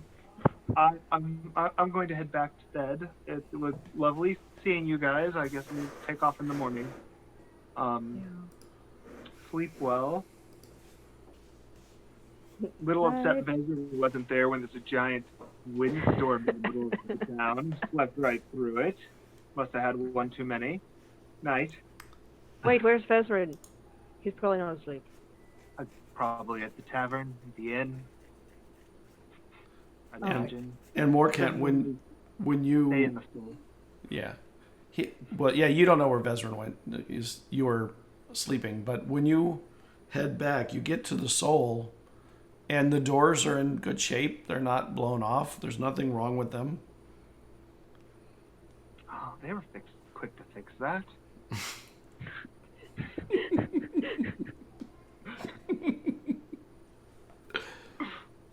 They were. You have such excellent support members in the Soul. They're so good at repairing stuff. They are a dedicated crew, okay? All And right. I So, guess we'll look for Vesryn. are you going to stable the horses and then look for Oh, Vesryn? yeah, I'll go. I mean, Okay. we'll stable the horses. All right. You stable the horses and you go find Vesryn. And you know the Vesryn, there's a tavern about a block away from the Soul that he happens to haunt a lot. Right, we'll go over there. Vesryn, you No, a different see... tavern. No, I'm just kidding. Not there. No, you're not. You Just to be see... difficult. You see, out of the blue, Eslov and Cerridwen walk into the tavern. You're about 6 or 7 drinks in, probably having a few to carry over till the sailing. Maybe you've been drinking too much. Just Is that training is that too hard. you? Is that you, my friends? Or am I a little too far into my drinks at this point? You said 6 Who or else 7. looks like this, Vesryn? I'm just making sure I'm not drinking too much, okay? You need a closer look. Perhaps I've seen 2 of you and 3 of her. So, yes. Should And go I don't with even know how that's possible. How do I see 3 and 2? It doesn't make Wait. sense. He walks over and gives Vesryn a good slap on the back. Oh, that straightened my eyes pretty well. Yep, there's one of you now. And he looks really sore when you do that, like more sore than he normally would be from you hitting him. Oh, yeah. Gotta rest up there, buddy. Oh, I do rest as much as I can, but What do you have in training- here? A shot of whiskey. I don't know if has Eslov had whiskey yet. I don't think so. I don't think he's had hard liquor yet. Can I get a whiskey for my friend here on the rocks? I get a Do you big not want one. rocks? Yes, give Rocks? him a large one. He's got to get. I've never heard of rocks and drinks. It's just terminology. It means the ice. They get the ice. Finn, would you like a drink? Oh, sure. I'll take one. Whatever you want, I'll pay. Well, it seems like whiskey is the theme, so... Do you bring good tidings? Any good news? Yeah, we do. And then... well, she tells him, like, the rundown of Cerridwen and what she was doing and meeting Quaelin. So I saw... I know, it's a hard name. Quaelin? Quillalin. That's me. That's him why he's drunk. Quaelin. So it turns out that this person is an avatar of Kalios. That's nifty. And... well, I had a vision of Taliesin, and so I saw him. And very obviously was him. He's alive. He's a bit younger than I thought he would be. I think it's the elf blood. The elf blood in him. That makes him a bit younger. Because if he were just full Firbolg, then he'd be an adult by now, but it looks like an adolescent still, you know, kind of like a gangly teen. And it seems like he's gotten in with a not so great crowd. He went, trying to, I don't know, rob some sort of casino. So... Oh, well, do you know of any place like this? And she'll describe the casino, like, you know, big fancy red doors, nude women and men, cards, dice, carved into it.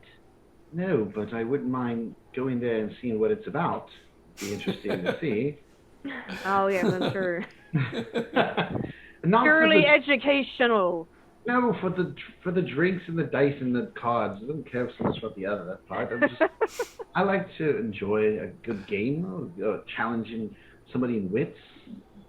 But no, I have not heard of something like that on the island, unfortunately. And I have not traveled outside the island, so I'm assuming this is probably in the direction where we're heading.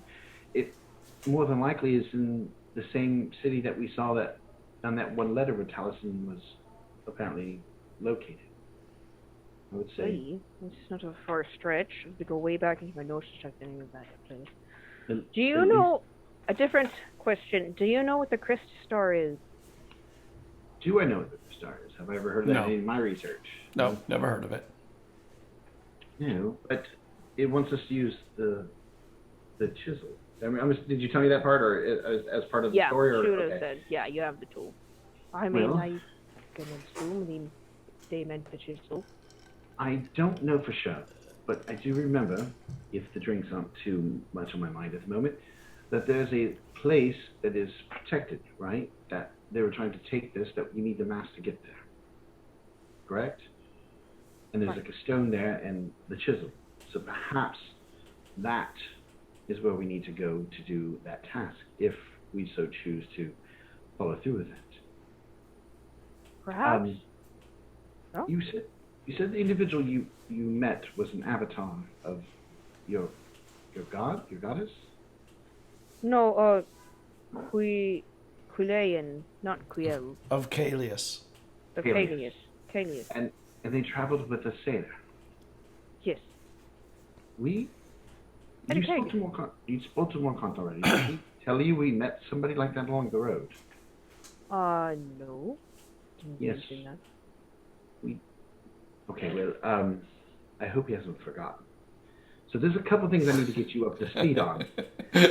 So, first and foremost, on our travel here, Morcant had a strange dream about a creature that was attacking the ship.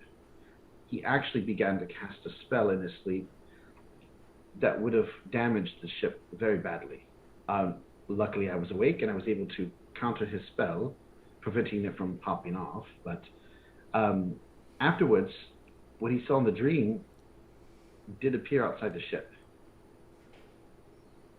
It was very close to what he envisioned. Like a premonition. Yeah, something like that, sort of. But it didn't come to complete fruition. We were able to avoid it. So perhaps it's the kind of thing that if you see the signs and you can prevent it from happening. So I don't know if it's that type of... But regardless, the ship was partially damaged by the beast. We had to stop in the Witch's Fingers, and that was where we met this Avatar fellow and his friends who are hunting some type of creature. And I will describe what they described, which will probably match up to what you guys encountered, of what they're hunting. And then once we got here, did you get my letters, by the way? No. I don't think so. A walk has passed. Oh. And you see her just sort of mutter like a little prayer. Whale's blessing. I did say something for both of you, and I did my best to send him off. I'm sure what you said was lovely. I don't think it did it the justice that each of you probably would have done in your own way, but I did my best. Beyond that sad news, since we've been here, Morcant has forgotten Edda. What? Completely forgotten her. You mean like he's not like pulling your leg or nothing? He's No. trying. He actually forgot her. He forgot her. She was very upset by the matter at first, and I spoke to her, and then when I spoke to him, he clearly had no recollection of who she was. Just a blank image in his head. I've spoken with several people inside the soul, and the Eponye, I do believe, was performing something on them today, so I'm hoping that I may have helped, but I'm not quite sure. But just something we should all be aware and keep an eye on with him. If this is something that grows in complexity, we may need to be there for it. Oh. Okay. That's good to know. There's lots of things going on for all of us in the short time we've been separated, eh? Sure. Oh, something else crazy happened on our way to Shaylee. We ran into this. She used minor image to cast an image of the creature they saw in the Good idea. Yeah, the Gorb. the gore, whatever this thing is, in the forest, and shot fiery webs at us. We nearly died. We also found kobolds. Oh yeah, kobolds. Kobolds. Yeah, apparently Morcant made a deal with some kobolds What over kind of- mayonnaise. Oh, so that's where his jaw went. I was wondering. I haven't asked him about it at this point, but so he made some type of deal with them. And what were they bothering you for? Well, it sounds like they wanted to complete the deal by doing a favor for us. And I kept saying no because the deal was made between Morcant and you. I don't know anything about this. What is it with me? It was you and Morcant that were there. Oh But yeah, it was- that's right. That's right. Yeah. Sorry. But Morcant made the deal with them, right? Yeah, I wasn't really involved. I was just kind of there. So, Tried to make it with me. so they tried to step around the deal that they made to find an easy way out. Basically. Pretty much. And then I said something like, "Oh, you made a deal with an individual, not a group," and then they got upset.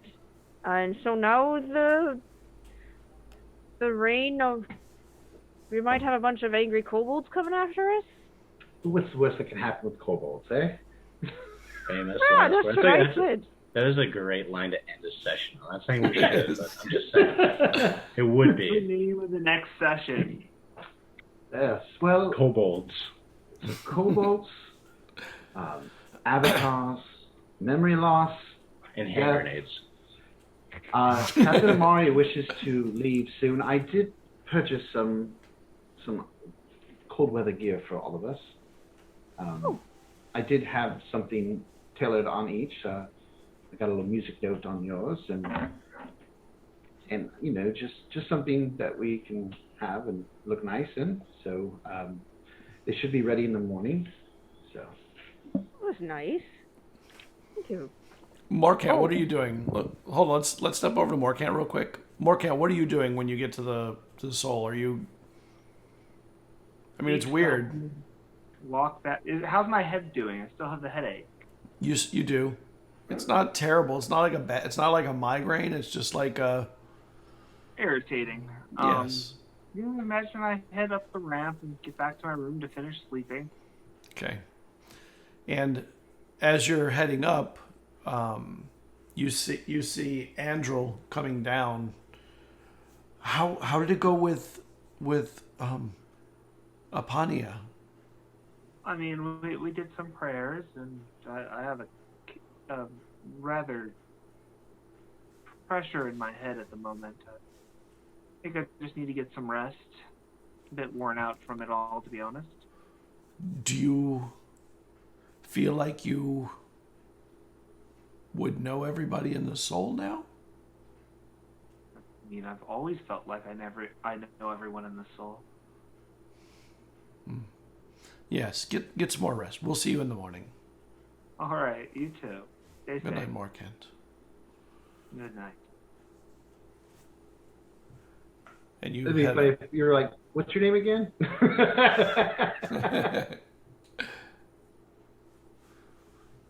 You get to your room and the incense was still burning a little bit, like a few burning ashes at the bottom.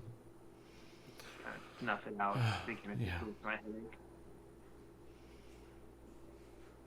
And you finish resting through the night. Back in the bar, what are you guys doing now? What were you about to say, Cerridwen? I pull out the book, my father's tome, and I pull out what's very obviously a spell book, and I put it on the table, and I tell Vesryn, I don't know if you know this, but my father was a wizard. He passed a long time ago, though. But I thought you might find something useful in this spell book. You're muted. Thank you. I did not know that, but I feel I should not take it from the spell book. I mean, it's your family spell book. I mean, even if it's Well, just, you can borrow it for to copy spells in, but I do want it back. well, of course. I mean, if that's what you wish, then yes, I would appreciate any extra spells in my repertoire.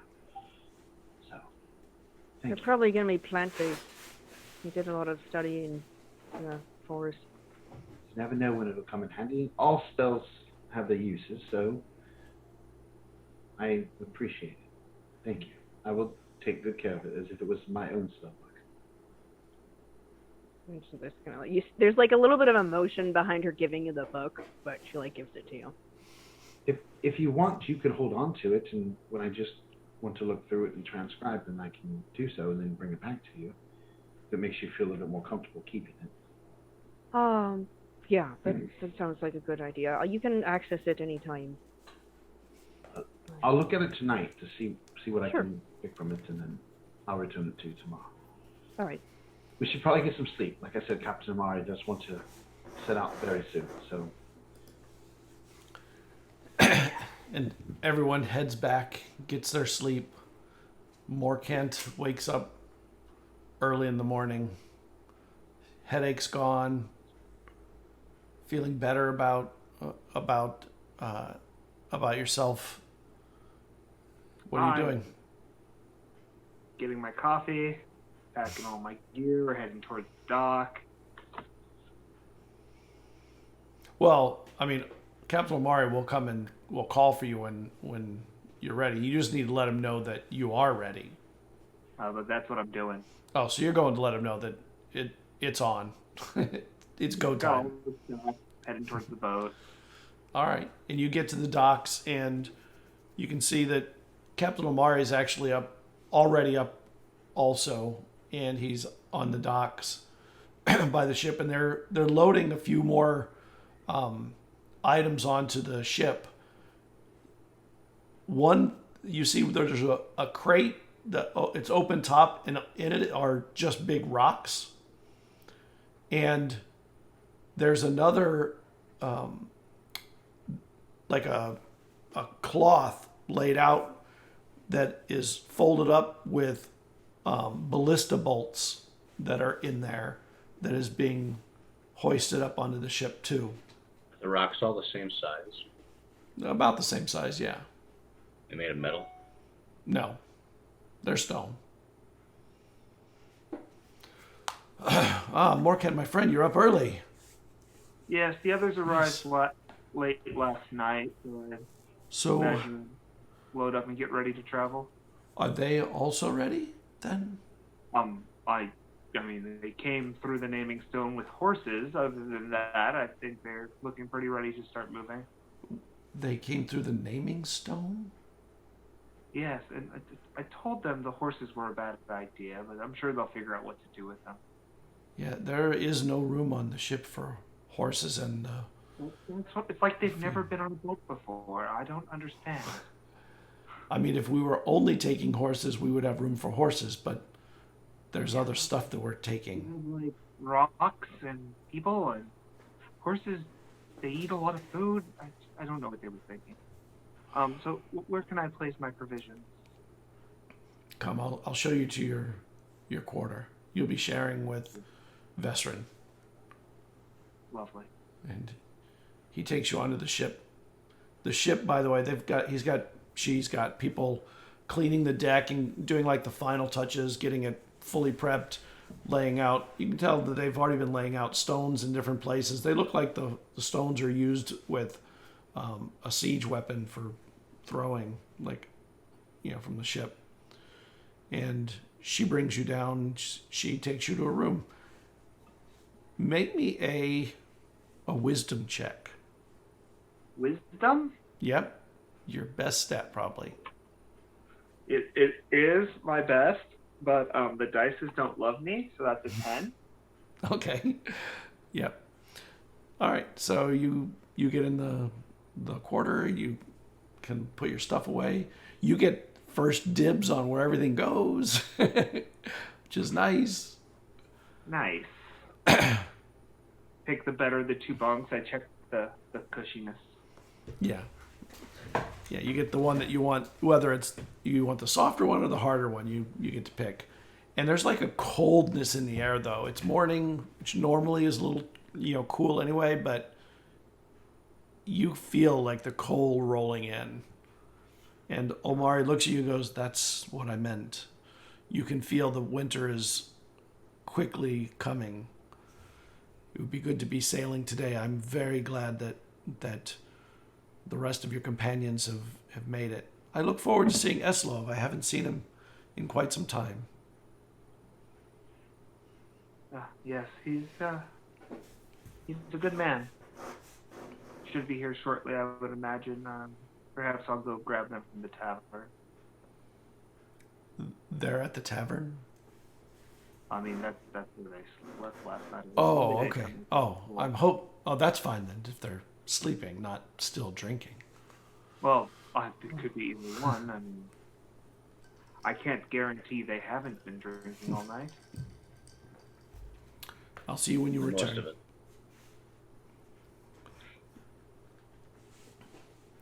And you head out, and Captain Omari, she gets back to commanding the vessel and getting people doing the things they need to do, loading up the last items, and you head to the tavern. Who's up? Who are you guys getting up early? You getting up late? How you doing it? Eslov's probably pretty slow getting up because he's never had hard liquor. Yeah. So he's a little hungover, I think. I don't know. This liquor's nowhere near what you were drinking in Shaley. Well, How much did you drink, though? I guess if you drank a lot. You're trying to catch up. You're trying to catch up. Yeah. Vesryn would have gotten up pretty early since he only needs like 4 hours of rest. He would have looked through the book for a little bit and then did his rest because he wanted to get the gear that he was having made. Like I was having like cloaks. I think I wanted to with like a symbol for each player. So he would have gone to pick those things up early this morning before we had to head out. Yeah. Okay. Dwayne knows how to handle hard liquor. Yeah. And so she just wouldn't have drunk a lot of it. So she got up and would go and like get a messenger and then tell them to send a message to Saren to come pick up the horses here. Okay. Good idea. And then she'll go and find stable arrangements for the horses. Not a problem. So you're up early. You had to get up early to get that taken care of. You're probably up before the rest, and you probably have finished the task before the rest. And as you get back to the tavern, after arranging that, you can see they're starting to come down too. Yeah. And Morcant is arriving as you're arriving back at the tavern. Good morning. Morning. How are you doing today? I got up very nice and early to take care of the horses. They sent word for my sister to come get him. So I don't need to go dragging them on the boat. Sorry if I was a bit direct last night. I had a bit of a headache. I wasn't expecting to be pulling people out of the stone. I didn't think we'd be able to put them on the boat anyway. She's like, honestly, I just wanted to see if I could transport myself with the magic hair and Eslov and the horses. That's really what I wanted to find out. Do you have more magic hair? No, I don't. I just have the one, so the horses have to get picked up. What was the reason of testing it then, if you could never do it again? Well, we only needed to use it once to get hair. Oh, now we know. Yep, that's true. Yeah, now we know. She opens the door. And when you go in, Vesryn is coming down the stairs. And I would be coming in from out. Remember, I went out. Coming in, right. Coming in from out. Getting the clothes and stuff. Yeah. Oh, you're here, Morcant. I had this made for you. It's a blue heavy winter cloak with symbol of Aquar on it, like stitched into it. Oh, very nice. Thank you. And then blue for each of you, winter heavy cloaks. Eslov, I didn't know what to get you, so I had a dragon face put on yours, on your cloak, right here. And I have music notes for you, Dwayne, because you brighten our lives with your music and joy. So here you go. Thank you. Looks good. Is it just like a portrait of Eslov's face on it, or is it like a? Yeah. Well, it's like a real dragon. It's like a side view, right? You know, like Profile. stitched onto it. Yeah. Okay. It's actually Gunnel's head. You just can't tell.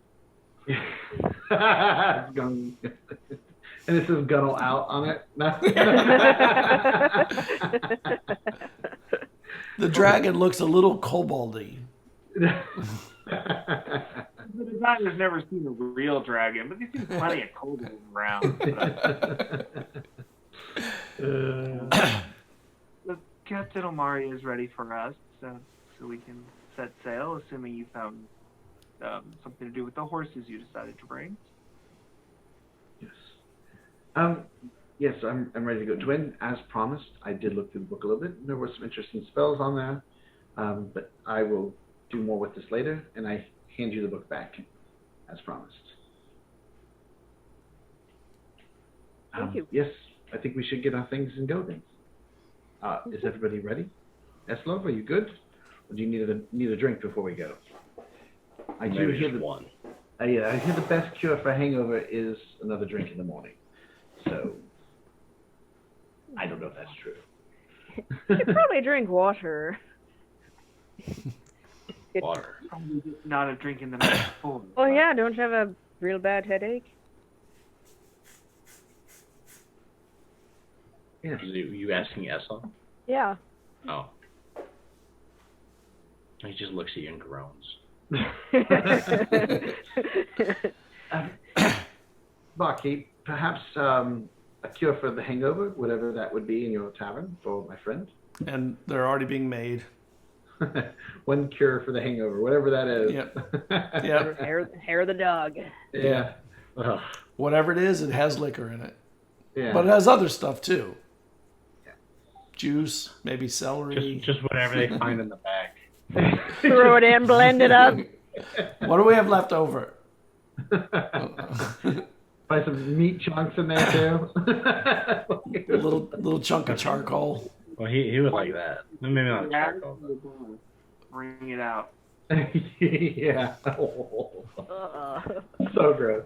So you take them in, and you are ready. All right, let's head out. You head over to the ship. Apania and Andril are waiting by the Soul as you are heading towards the ship, and they walk with you. And the Apania is with you, and with him is that girl that you had seen yesterday, Morcant.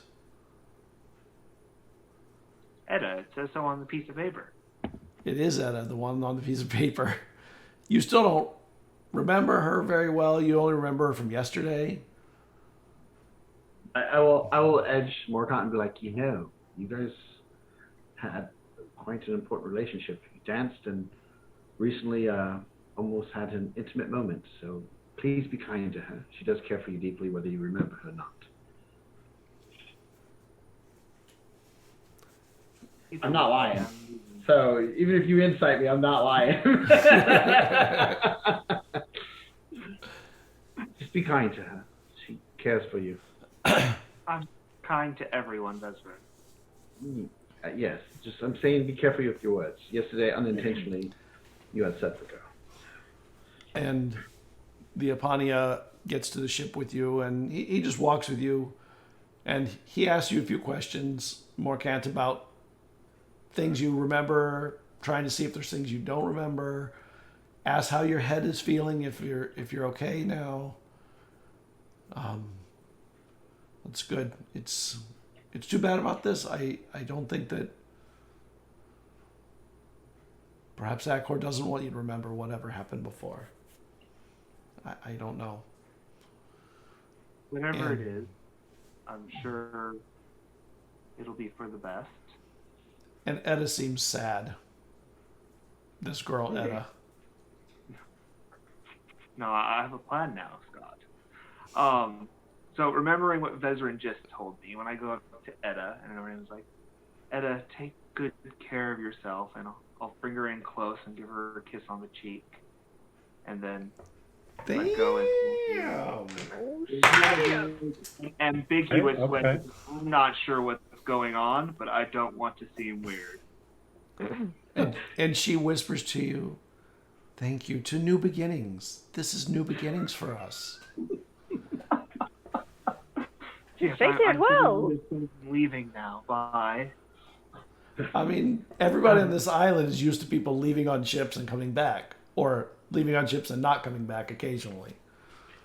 So, Okay. Like her parents who both died in a boat. Yeah. yes, You remember her backstory, yeah. which more content not. I will lean into Edda and be like, things look good. I will do everything I can to help him regain his memory. And hopefully No. I'd rather us start with fresh memories. Okay. Well, I'll do everything I can to make sure he returns home to you. Yes, that would be wonderful. Thank you. All right. Epanya. And then I will head out, follow him behind Morcant onto the ship, completely confused at why Morcant went from like that to that. Like, oh shit, I didn't mean to make him think that. I was just saying, like, be nice to the girl. Like, what did I do? What That's is just thinking. to assume? Yeah. Yeah, I know exactly. But Vesryn's thinking like, uh-oh, what have I done? And Captain Omari comes off the ship and says, all of you can head on up. Eslov, I'll speak with you for a moment before we get on ship, if you don't mind. It's very nice to see you again. He nods and smiles. Morcant, can you show them to their rooms, the rest of them? Oh, yes. Come with me. And he takes Regan, you. you'll be staying with Eslov in this room over here. I'm just kidding. I prefer to stay with you in case you have another one of those dreams. That's, I mean, that's valid. Very valid. What dream? There. And Eslov, when you're down there, Captain Omari is like, she seems genuinely happy to see you. Oh yeah. I mean, he walks up. He walks right up and he bear hugs her, like before she can get a word in. Right. She gives it back. She's very happy. Maybe he squeezes a little too hard because it's been a while since he's seen her. Right. And you can feel like the cold, like low to the ground, rising into the air. And she goes, "You feel that, right? The cold, low. It's coming up. Oh, Feels like winter. the ice will happen earlier. That I can already tell. When it rises like that, it means that the winters will be coming sooner." He shrugs. It's better than coming later. I suppose. That's a joke. And she looks up and she goes, "Watch the stars this eve. They're in an unusual alignment. And there should be 2 wandering stars dancing this evening too. It's a question though of the dance itself, whether it's going to be of joy or anger. Regardless, it's great to see you. Has your third eye revealed itself?" And she pokes you in the forehead with her finger. I guess. I don't know what you mean. Your third eye, the one that sees things before, during, or after in places your other eyes cannot. You're being very cryptic right now. She's always been cryptic. I mean, he knows that. Have you started to see things that may come to pass? Well, what did I see last night? You really didn't, because you sort of arrived here via magic, and before that, the last time that you did is you had the dream after the Gorb was the last time you'd seen anything that felt like you could predict the direction of stars. I've seen things here and there. That's good. We'll make use of that on the journey. We are going to go a little north, not as far as the wastes, but it will definitely be colder than our friends will be comfortable with. Good. Have you ever been to? Hold on, I forgot the name of it. I gotta find it in my notes.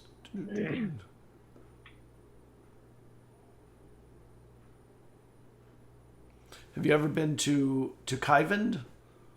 It's on the edge of the Sorkin Strait, and you do know the Sorkin Strait is sort of the passage between the Blue Wastes and the islands that separate the Blue Wastes from Arendelle. That's like a wild guess. You haven't been to the island, but you do know where the Sorkin Straits are. Kind of. I've seen maps Nice. here and there. Never been. I'll show you the maps when we're sailing. I'll show you where they are. It's about as far north as we can go without actually heading up all the way to your home. Well, this is good to hear. You get to feel the northern breeze again. And the gods' lights are beautiful this time of year. Come, let's set foot on the ship again. And she walks up with you. And over the span of a few hours, the ship slowly creaks out and gets sail under it. And you start to feel the movement of the ship finally as there's some speed picked up. Morcant, make me a wisdom check. Wisdom? Also, Vesryn, make me a wisdom check. 18. Hold on. That's right. Wisdom or wisdom save? Check. Okay, so 14. Okay. So, Morcant, this room, suddenly you feel like it's like a deja vu moment. Familiar? It feels like the room that you remember from your dream. And this is where we'll break. Oh, shit. Not more dreams. There's no dream. We're not talking about a dream. Dream? More Dreaming? dreams. Just serpents. I mean, who knows? I mean, a lot of that's just, mumbo jumbo, Deja vu means nothing. Filled by dreams. All right. We will talk to you guys, the rest of you, next week. Thank you for joining us tonight. Next week, some sailing, their first venture into open waters.